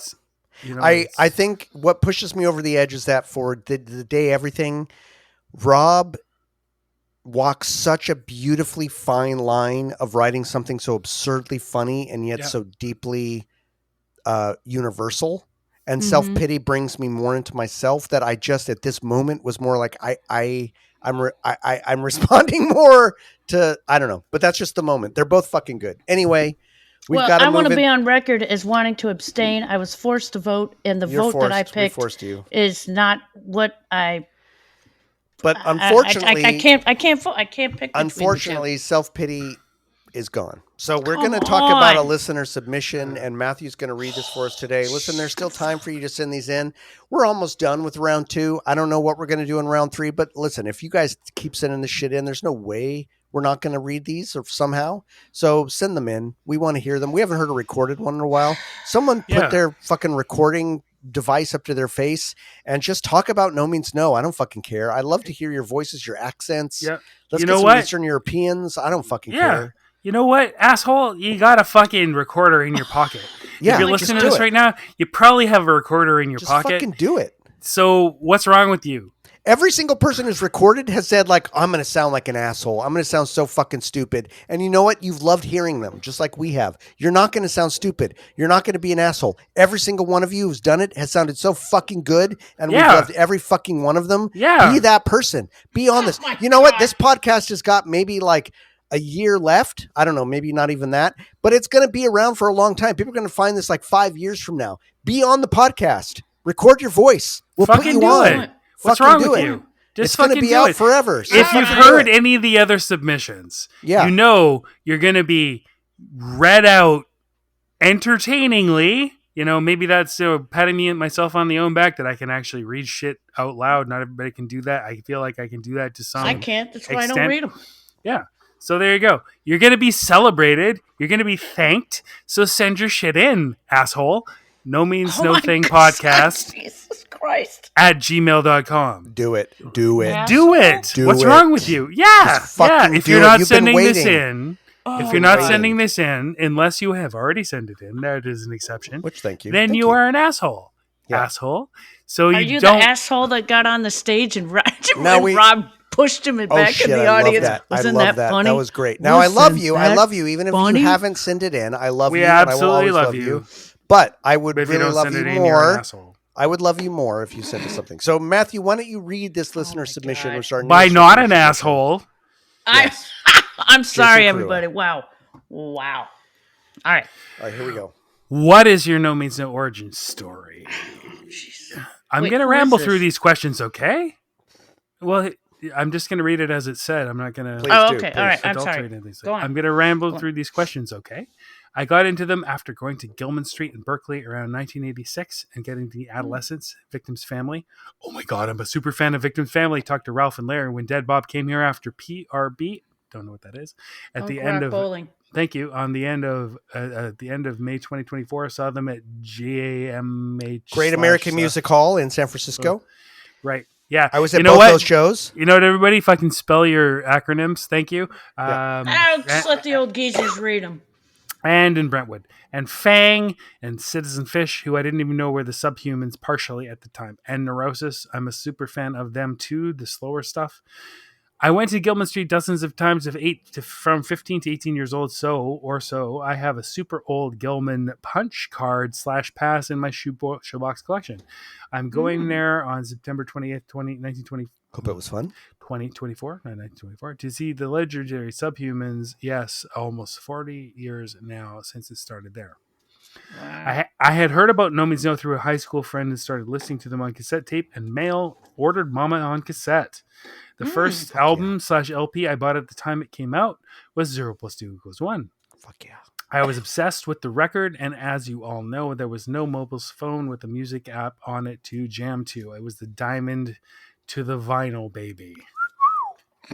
One by one, I'd get the records crawling to the back catalog via CDs. Everything after 0 + 2 = 1 I got as it came out. I saw them at the Phoenix Theater in Petaluma, Jordan too. Hey, Fuck yeah. that's Jordan At some stomping point, around. CDs reigned, and many years later, I bought their stuff on vinyl. I had Fear, Anger, Brad, Oh Canada on 7-inch. Where are you now? Oh, sorry. Fuck yeah. What does No Means No mean to you? They are such a visceral experience. I went and go through all the emotions you explain in your podcast. They carry you through life experiences, the emotions I'd go through listening to them through headphones, doing whatever. I had a paper route and would jam to them on my Walkman. Fuck yeah! Rad. Wow. Nice. I would listen to them on repeat for hours. Weird enough and powerful. It's funny how I read in the No Means No book recently released that Rob had spurned super fandom in a way. But hey, buddy, sorry. You put it out there and you enjoyed the ride. He and the band I've seen live many times, and they are one of those you're on an island and have 5 bands music kind of thing. They're one of the 5 for me. Fuck yeah. I could carry on conversations with all of you on any episode, being gregarious in general, and as a super fan of No Means No, I'd love to chat it up, and I bet you'd like my energy. Yeah, we already do there, bud. I'm a recent finder of this podcast after reading the book from Jason Lamb, so this was like 3 years after you posted to email the story. Haha. Cool, though. Oh, wow. I'm almost also only on like episode 20 as well. I'll be caught up in some weeks from now.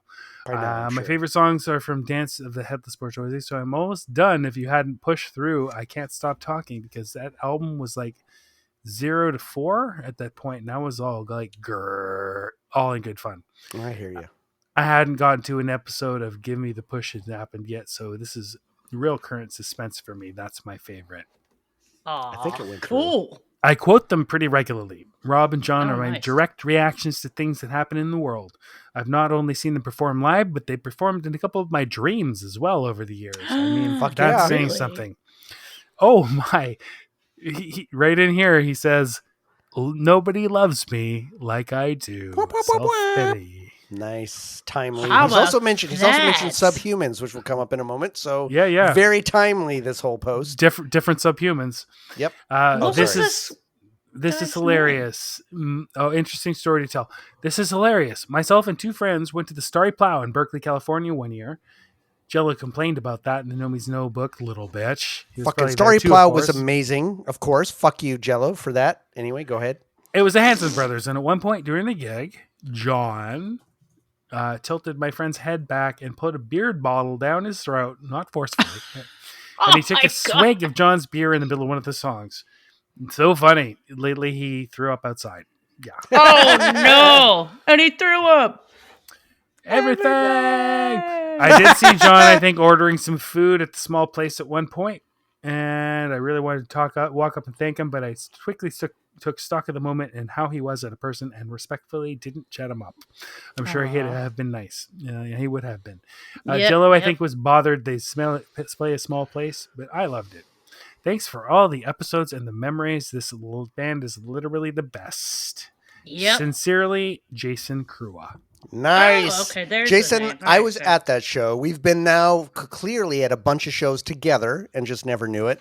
But I was at that show at the Starry Plow. Starry Plow kicked fucking ass. What a great tiny club to see them at. And fuck Jello for saying that, because I agree. It was so good to see them in a club that small where you couldn't help but just be pressed right up against John's fucking drum set because there was nowhere else to be. That place was so fucking small. That's the best but it place to ruled. It ruled. So I'm Yep. with you, man. I'm with you.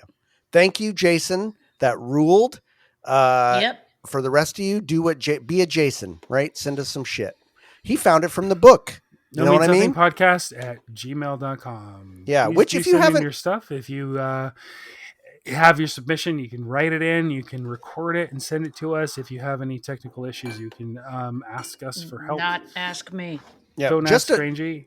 We can No. find some way to get your shit to us. We realize, and I'm not going to say we apologize because life happens and everything like that. We'd love to be getting these episodes out a little more regularly, but shit happens. Shit's hard, man. We're doing the best we can. We appreciate your listenership. We appreciate your support. That's right. And we appreciate you bearing with us. That's right. And we will not stop. We will not stop until it's over. Life has ups and downs, and that is simply the way it goes. So again, thank you so very much for your support and your. We've been doing this for just shy of 4 fucking years. Jesus No, Christ. come on. Yeah. Yeah. Yep. And you know what? I just want to say for a second, because he mentioned it. God. There was a period in our podcast which was a big ramp up to getting super excited about Jason's book. Then Jason's books came out. We all got really excited about it. And then, of course, no one really talks about it anymore because it's out. I just want to give a big, I don't know that he listens anymore, but a big shout out to Jason's book, which fucking ruled and was so fucking incredible. And man, Jason, the work that you did on this book and the fucking joy it's given me, it's what a fucking document. And what to a tell monument. it like that. Tell it by people's Absolutely comments. Like, just talk about taking hurting cats. Absolutely fucking incredible. If you have not, for some reason, read that book and you're listening to this podcast, what the fuck are you even doing? It's still available. Get the fucking book. What's funny is one of my friends from high school, who I dearly love, who was Russell Ball's girlfriend, right? Russell, my good buddy. Yeah. Oh, okay. So was into No Means No and knew about our journey. She knew about the podcast a little bit, but she wrote me once because she's she was a library scientist, right? And she was in a bookstore, and the first thing she does when she looks at any book is look in the bibliography. And so she popped open the bibliography and mentions to when she saw No Means No book and saw our podcast mentioned. And so she sent me a text going like, hey, I saw you mention this book about No Means No, the podcast. I'm like, of course that's where you noticed because you're fucking a bibliophile. So full circle, Jason, I don't think I even know that. Yep. No, we're in thanked in the there. bibliography. That's interesting. We're thanked. We're thanked. And Jason, thank you, man. You deserve it. Yeah. And I'm going to keep banging that drum. So I saw him in Victoria at the gig too. He introduced. It's been a rough year for. He did introduce Dead Bob. I don't think they wanted an introduction, but he introduced Invasives and Victim's Family. Nice. And and he had a good night out. It was a good time. Good. Yep. Being that he's a well-known radio host in Victoria. Well-known radio host. Oh yeah. He was in his own. So we are in round 2. As per our usual, we're an hour and 24 into this fucking episode already, and we're just getting round 2. So round 2 is The Jungle off of Worldhood of the World as Such 1995. Oh, wait, which one do we do first? The Jungle goes first. Okay. And you're first this time, Matthew. So The Jungle off of Worldhood of the World as Such 1995. Now, The Jungle won out against Cats. And so this whole round I'm calling, by the way, Jordan dissents, because I dissented on both of these opinions before. The Jungle won out against Cats, Sex, and Nazis. Guys, I can't still say. Wow. Cats, Sex, and Nazis. And I was the dissenter. I don't know. That was a tough one. It still would be a tough one for me, but I'd still dissent. And it's going up against Oh Canada, which was on Oh Canada New Age single 1991 EP, which was a cover of the Subhumans EP, Death to the Sickoids, Oh Canada 1978. Now, Oh Canada won out against Faith in episode 38, and I was also the dissenter. And that one I would still say, fuck that. No, Faith would win any day of the week for me, even though I think Oh Canada is a great song. So I'm the dissenter in both of these, but we're going to go ahead and listen to a little bit of these before we start opining and let Matthew dig into the jungle and get out his machete. So here we go. Listen to these two. Or you know what? Just stop the podcast and go listen to these songs.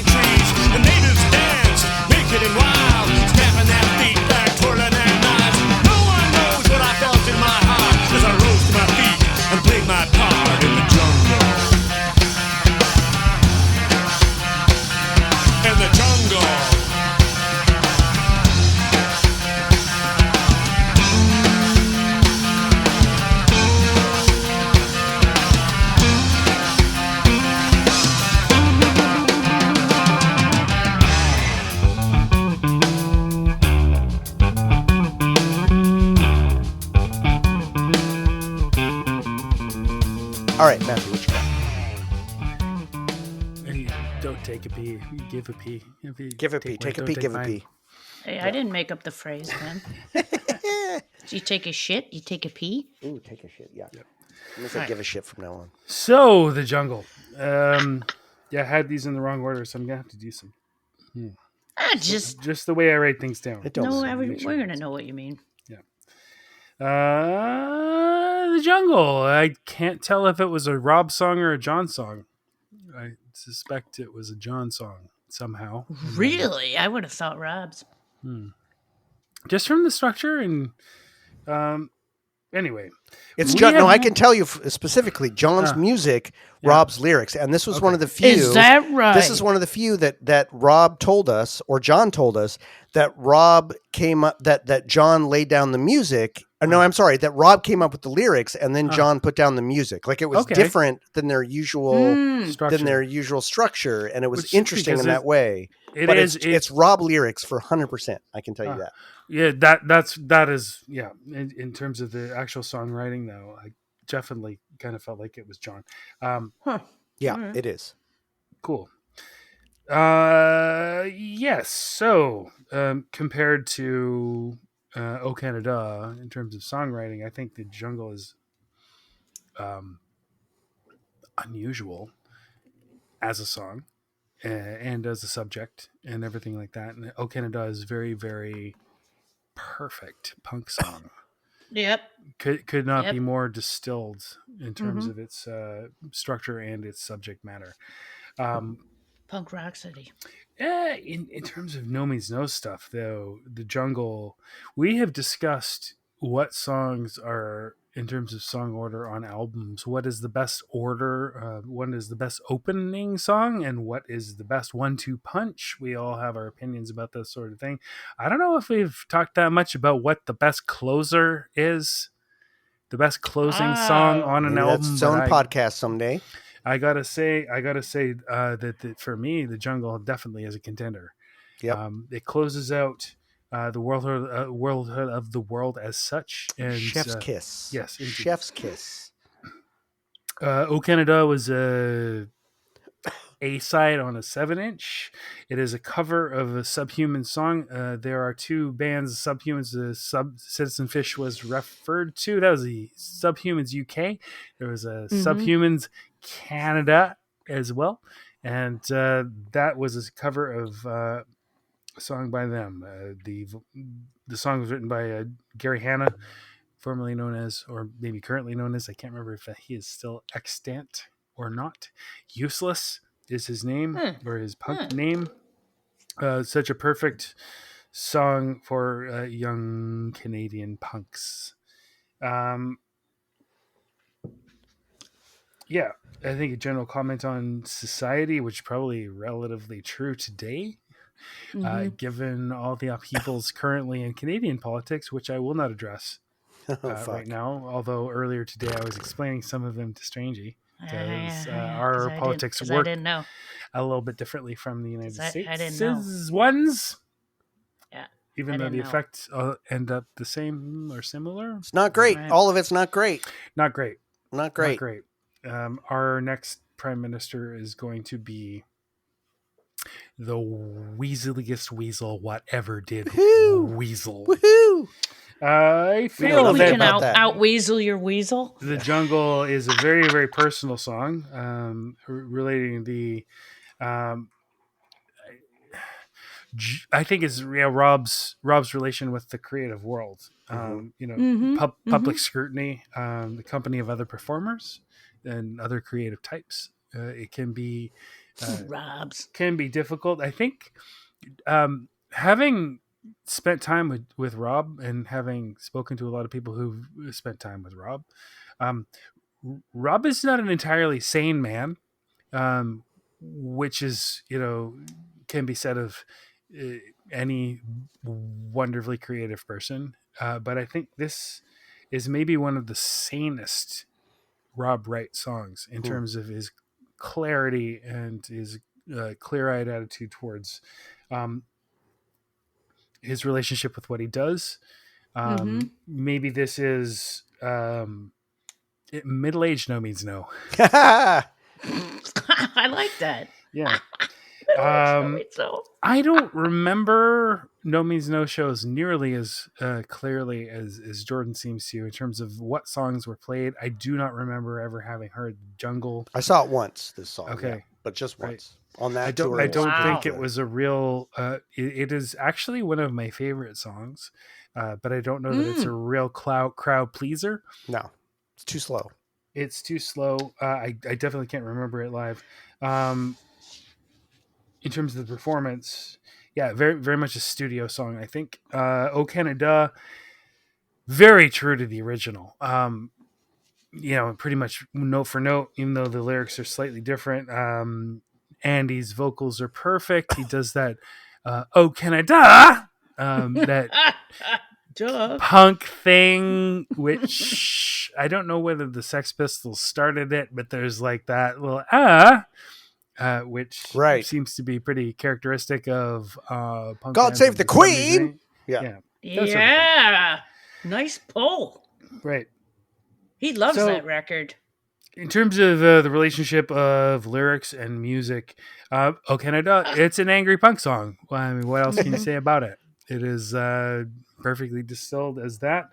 The Jungle, perhaps the smoothest song No Means No ever wrote. Yeah. Buttery. And buttery. maybe It the, is the buttery. most Latin in flavor Hmm. as well. It certainly has a Latin flavor, I How think. about that? Yeah. Yeah, Yeah. indeed. Highlights and lowlights. The Jungle. I love the interaction of bass and guitar. I love the lyric. I have been here many times before. Times before. And then the way it goes into that boom, ba-dam, ba-dam, Yeah. bam. Yeah, so fucking good.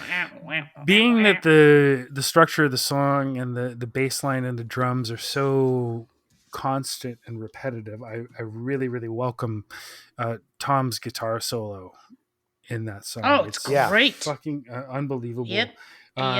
That dissonance is really really welcome and a really really steady song. I love the Mhm, bridge. mhm. Doom, dun, dun, dun, diddle-ding, dun. Yeah. It's No such doubt. a really really beautiful, really really great song. Mhm. I guess the only low light for me would be that I maybe more than any example I can think of, it really integrates Tom as a musician. This song, and it really shows what they might have been had he felt more comfortable as a co-contributor, had he been more welcome as a co-contributor. I don't know that No Means No ever gelled with Tom quite as well as they might have. I think is I don't know what the politics were there or anything like that, but yeah, I really feel like there's a lot of Tom in this song, and I really really appreciate that. Highlights of "O Canaduh." Highlight: it's an absolutely perfect cover. Low light: it's a cover. It's an absolutely perfect cover. Yeah. Yeah. That's all I got to say. Yeah. Great. Nice. Michelle, how about you? Okay, both of these songs have a foundational theme to them to me. "O Canada," with its angst and its history, decision making, and problems, whereas "The Jungle" expertly and beautifully builds to describing the foundation of each instrument and its part in the music making. These two pieces couldn't be any different tonally, though. "O Canada" is a punk, rage-filled, disgusted rant listing all of the red tape bullshit of government political history, and "The Jungle" is nature creating a plentiful rainforest, starting with its starting. That's so cheesy, isn't it? it's Starting great. with its most important ingredient, the water, and by water I mean John's drums. I love how this song starts out, and I can't not pay attention. It's just so intriguing to me. Like I sit down, what am I listening to? This is just soothing. Mm-hmm. I could listen to that loop of that drum line all day. I could just listen to Right? it. Like What a he 10 does hour with a edit. fucking People hide. do that Yeah. sometimes on YouTube where they do like a 10-hour edit of something. Just fucking loop that shit. Yeah, I think I could listen to it. Just it would be the perfect thing just to keep yourself chill and everything. Totally.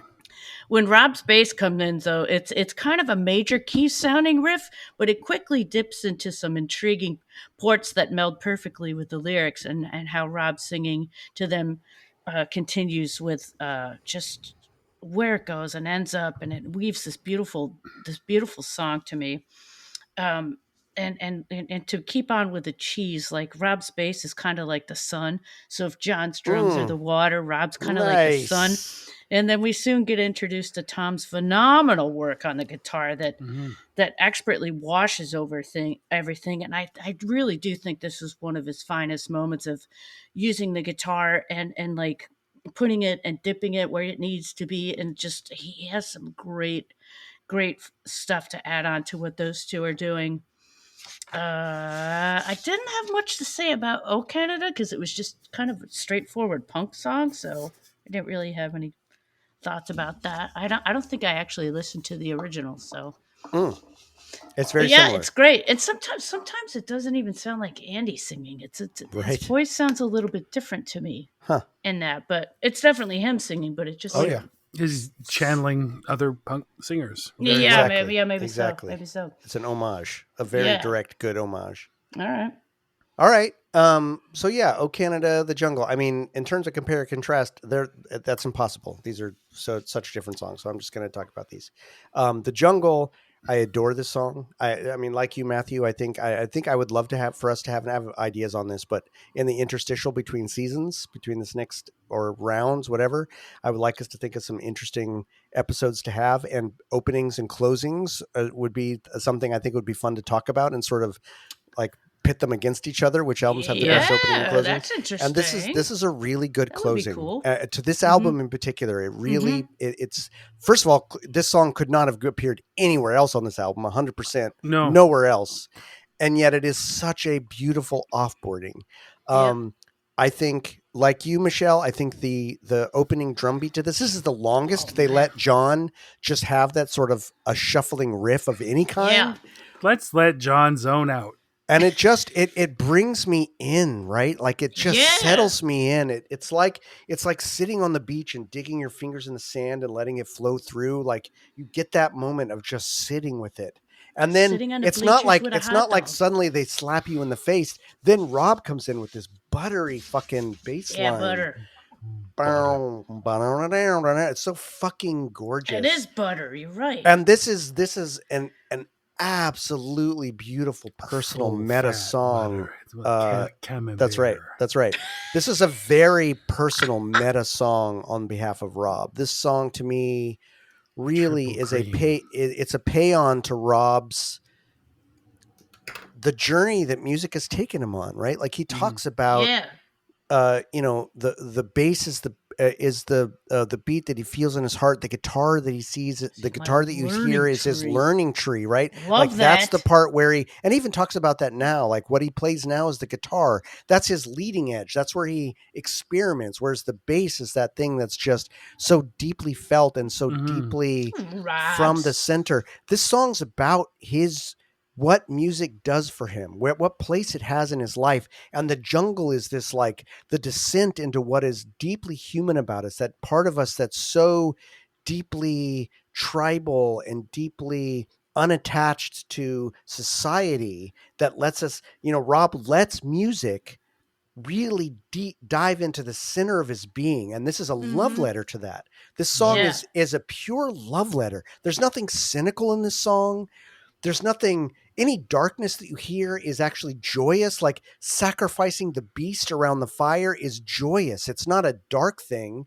This is all just about the joy of where music brings you as a human being. And I think this is one of it's one of his most deeply personal and most beautiful. This is not Rob being cynical or dark. Yeah. Or this is Rob like letting us know the joy of what music brings him. Yeah. And I love that in this song. I think it's so beautiful. He's reading us a book before bed. It is a Yeah. Rob bedtime story, and it brings me along in such a joyous way, right? Like in terms of, I mean, music has been that for me at times in terms of creation, but just creation itself. When I'm talking about the creative act, I feel so clearly and empathize so much with what Rob is saying in this.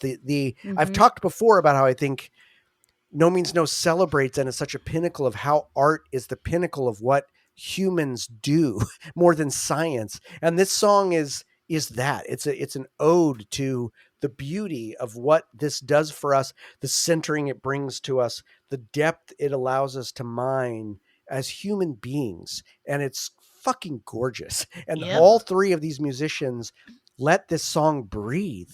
They let this song have the space it needs to. Yes. That's why John gets that moment at the beginning so long. They don't just give it 2 bars, they give it way long time for you to settle into it, because you really get time to breathe for everything in this song. Everything gets its moment, everything gets its due. Although I would say, to skip ahead a little bit to a low light, this is not a low light, but the one thing about the song I wish for every time is there is a moment towards the end of this song where they turn it up to 11 and they all let themselves really fucking let fly, and it gets really intense. And I wish that would have been longer. I wish they would have let that cook longer. I wish when they really let this song cook, when they really let the stink comes in, I would have loved for that to be maybe twice as long, even if it doesn't build even further, but just let me settle. Jam, doesn't it? Yeah, to settle in. Everything else in the song settles into a pocket and lets me breathe with it, but I don't feel like that part necessarily gets enough room. I would love for that to have been room to explode a little bit more. But that said, it's still that's a compliment still, to what you're saying. Exactly. It's not You want it to bad. It's last just longer. I wanted Right. more of that part, right? Right. But overall, and I think that the words in this, the lyrics are so gentle but beautiful, and the whole metaphor around the jungle is as just our sense of that primal sense of ourself. It's so delicate and yet raw at the same time. It's gorgeous. What a meta song, and a beautiful marriage of Rob and John in terms of music and lyrics. Like they just again found this way to be like, yeah, these are probably, one did the music, one did the lyrics, but it's just it doesn't sound perfect. like it though, it's does perfect. And like two really, separate people. I know I've heard this before, but especially today when I listen to that part that starts to get real stanky and they really let themselves go. Fucking Tom's guitars do some wild shit. They're layered shit. There's not just one guitar line going through that. There's some wild guitar shit that's real subtle going on underneath the more obvious guitar work, which is already beautiful. There's some shit that's really sounds like voices. That sounds like the natives dancing around the fire. That's like, it's really beautiful, and it's not obvious. It's very subtle.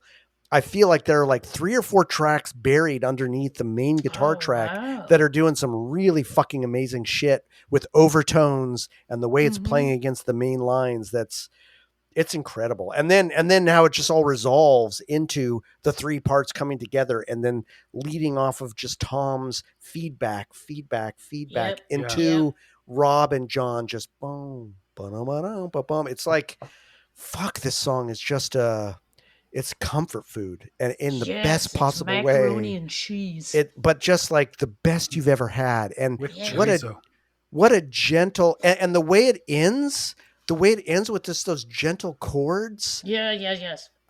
It's so loving. This is a hug from this band, right? Like this is a warm embrace. It's an unusually gentle song. It's unusual gentle, but unusual gentle in the way that it's like, it's a warm hug. It's not gentle and like, I'm going to keep you at a distance. It's like, let me hold you close. Let me bring you in, and just Here's a blankie. This is a blankie, and we're just sitting together, and I'm holding you close until the very last chord and drum beats. God, I love this song. It's beautiful. It's beautiful. Oh Canada, great punk song.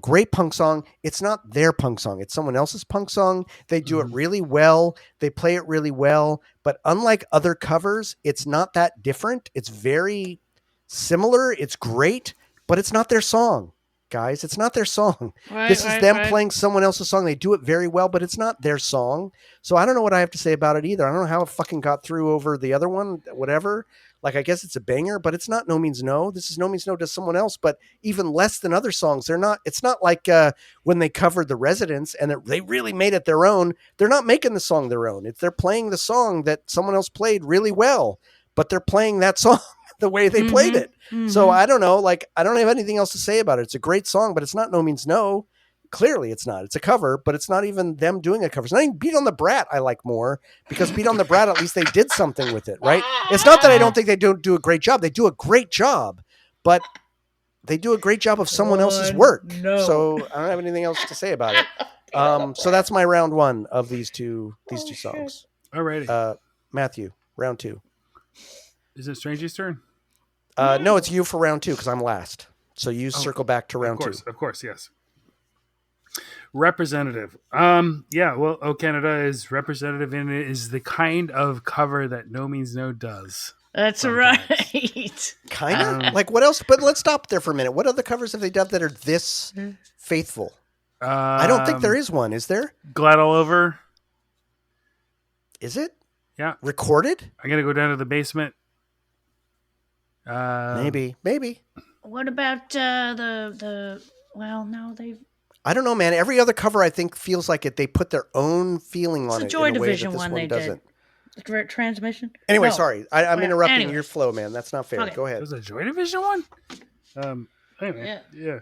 So the Jungle, I would say, in terms of representative of their work, it's maybe a little atypical in ways, as in ways that we have discussed. But I think the steady rhythm and the rhythmic core of it is pretty typical.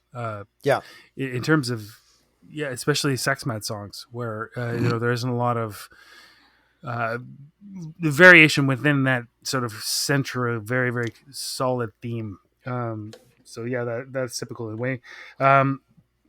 In terms of how important it is in their body of work, Canaduh, whatever. It isn't. It is. They're a Canadian band. Yeah, I'm just kidding. I'm it is. They are. Yeah.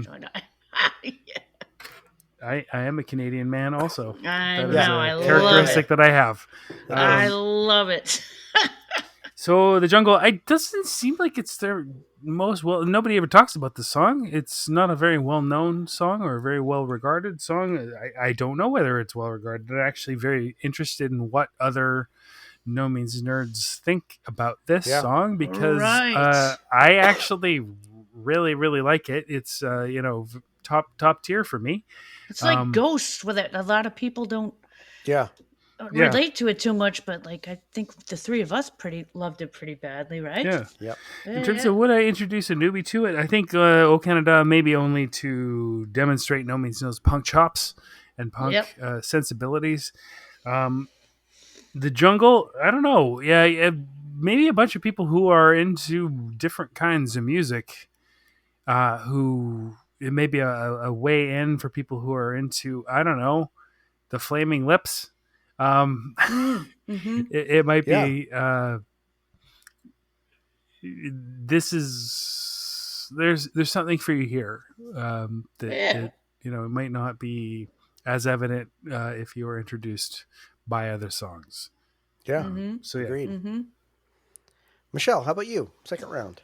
All right, second round. Are these representative? Yeah, I think both pieces are, and they fit in perfectly well with the time that they were released. Canaduh is some great fast punk, loads of angsty stuff, and plenty of disgust. And Jungle is a woven beauty with such a story to tell, and even I pay attention to the lyrics, as I mentioned earlier. Would I play this for a newbie? Yeah, I guess I would. I guess I'd play both of them. I'd expect someone to get Canaduh pretty quickly because it's just what it is, and it's straightforward punk. But the Jungle, I think I'd play them that just so they can see the layers, the layers and the step building, and to just see it bloom, which it does pretty profoundly. Good word for it. Yeah. Yeah. Nice. I heard from my nephew about Oh, yeah? my recommendation to Yeah.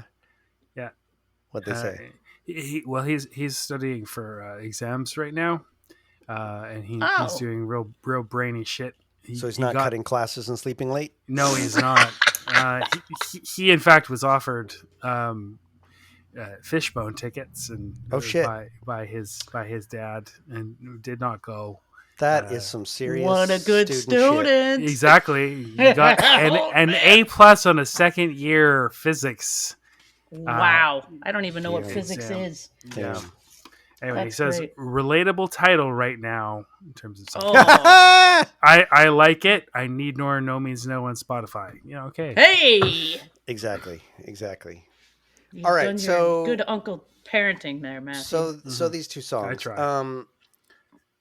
Representative. So Jungle, I think, is very representative.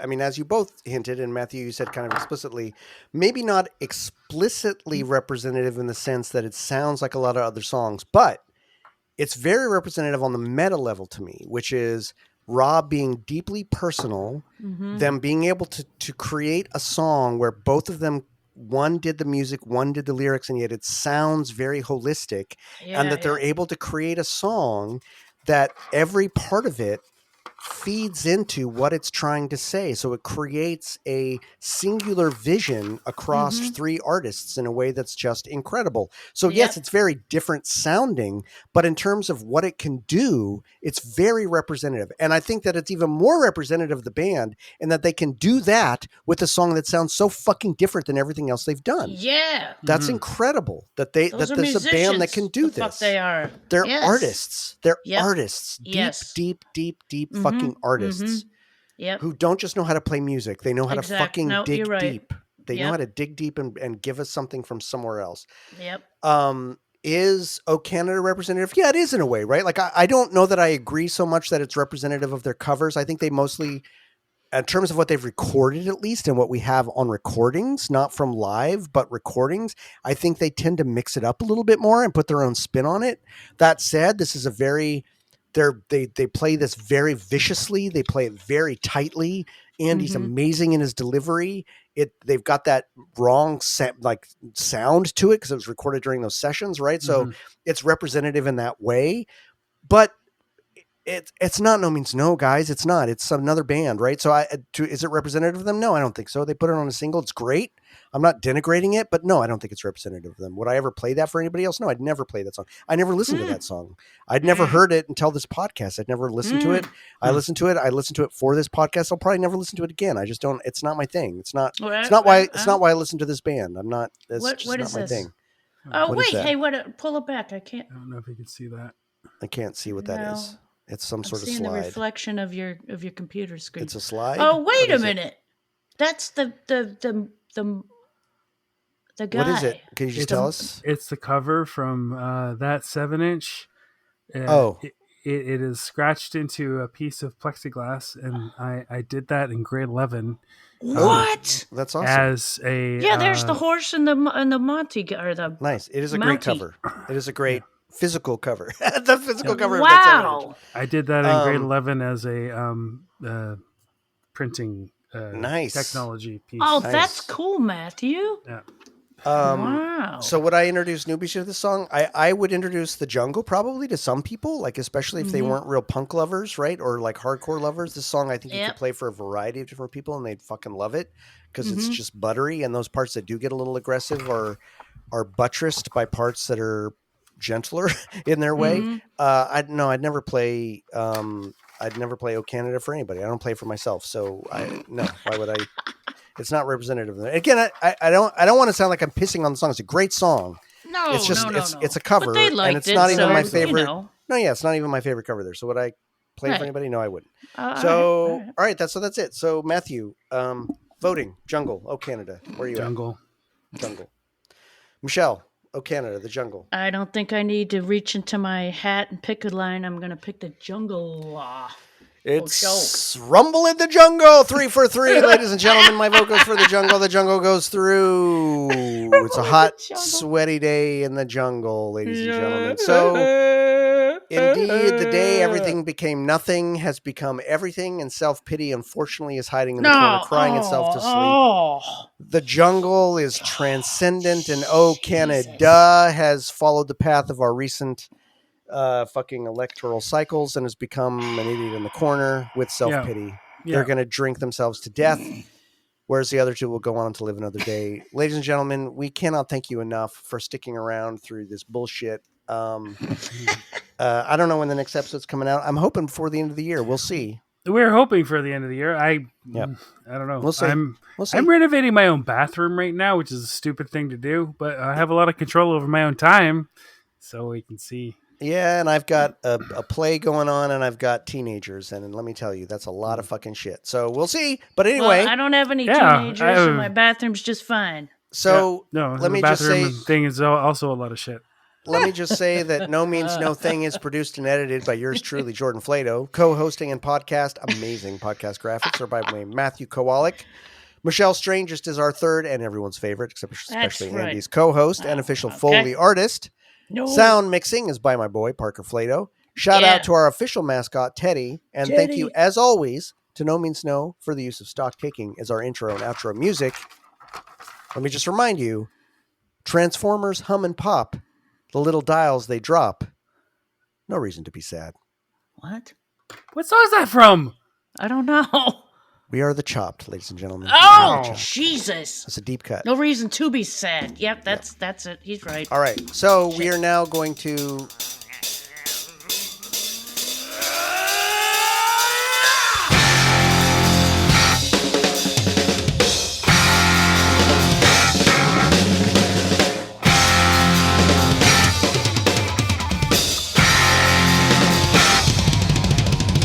You sick and tired of the same old thing? Or you happy enough? Tell me, when there's so much becomes so little, when does too little become too much, when does so much become so little, when does too little become too much? What? Pause so I can go into the secret part.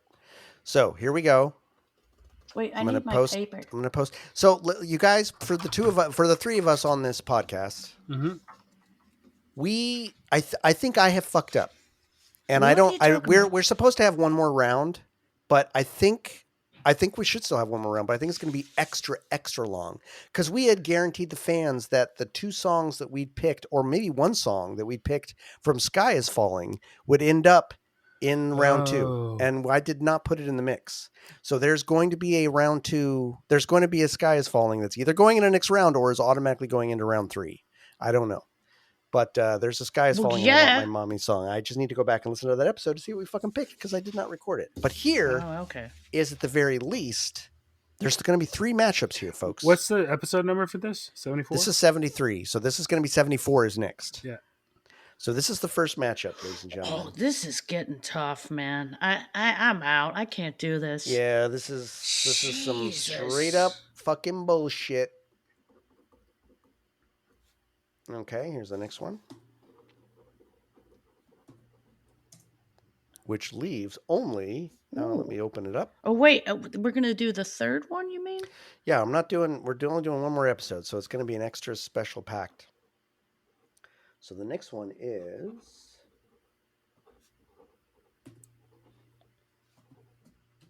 Can you hear me writing? I need to do this manually because there's only 6 songs. It's that.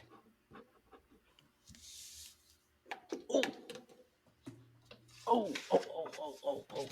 And ostensibly 2 Sky is Falling songs. So I don't know if I can know what we're going to do with that. Maybe we just toss those in the final round and let them flail as candy. Hey, that but there'll be record's got next. some good music on it, man. Yeah, it sure does. It sure does. So next episode's going to be jam-packed, folks. There's going to be at least 6 songs, if not more, but at least 6. Are we gonna and- start earlier? Do you think? What Maybe happened we to might you, have little to- creep? And it didn't make it through, I don't think. Oh, okay. Anyway, Yeah, I don't think you little creep made it through. Why would you think that made it through? because I it's was a good thinking about song. it the other day. Yeah, also that. Yeah. Oh no, you little creep. You little creep was in round 2. Let's see if it. Yeah. Let's see if it made it. You little creep lost against Joyful Reunion this Oh, round. okay. Yeah, all right. Oh, I So guess it did come would. back up, but it lost. So it's out. Okay. So we've got 6 songs. It's going to be a big grand packed finale for season 2, round Boy, 2. you get so drunk. Oh man, I'm gonna have probably two draughts of whiskey on that fucker. So anyway, that's it for today's episode. And as always, I just want to remind you with all the love of my heart, Oh God. fuck off.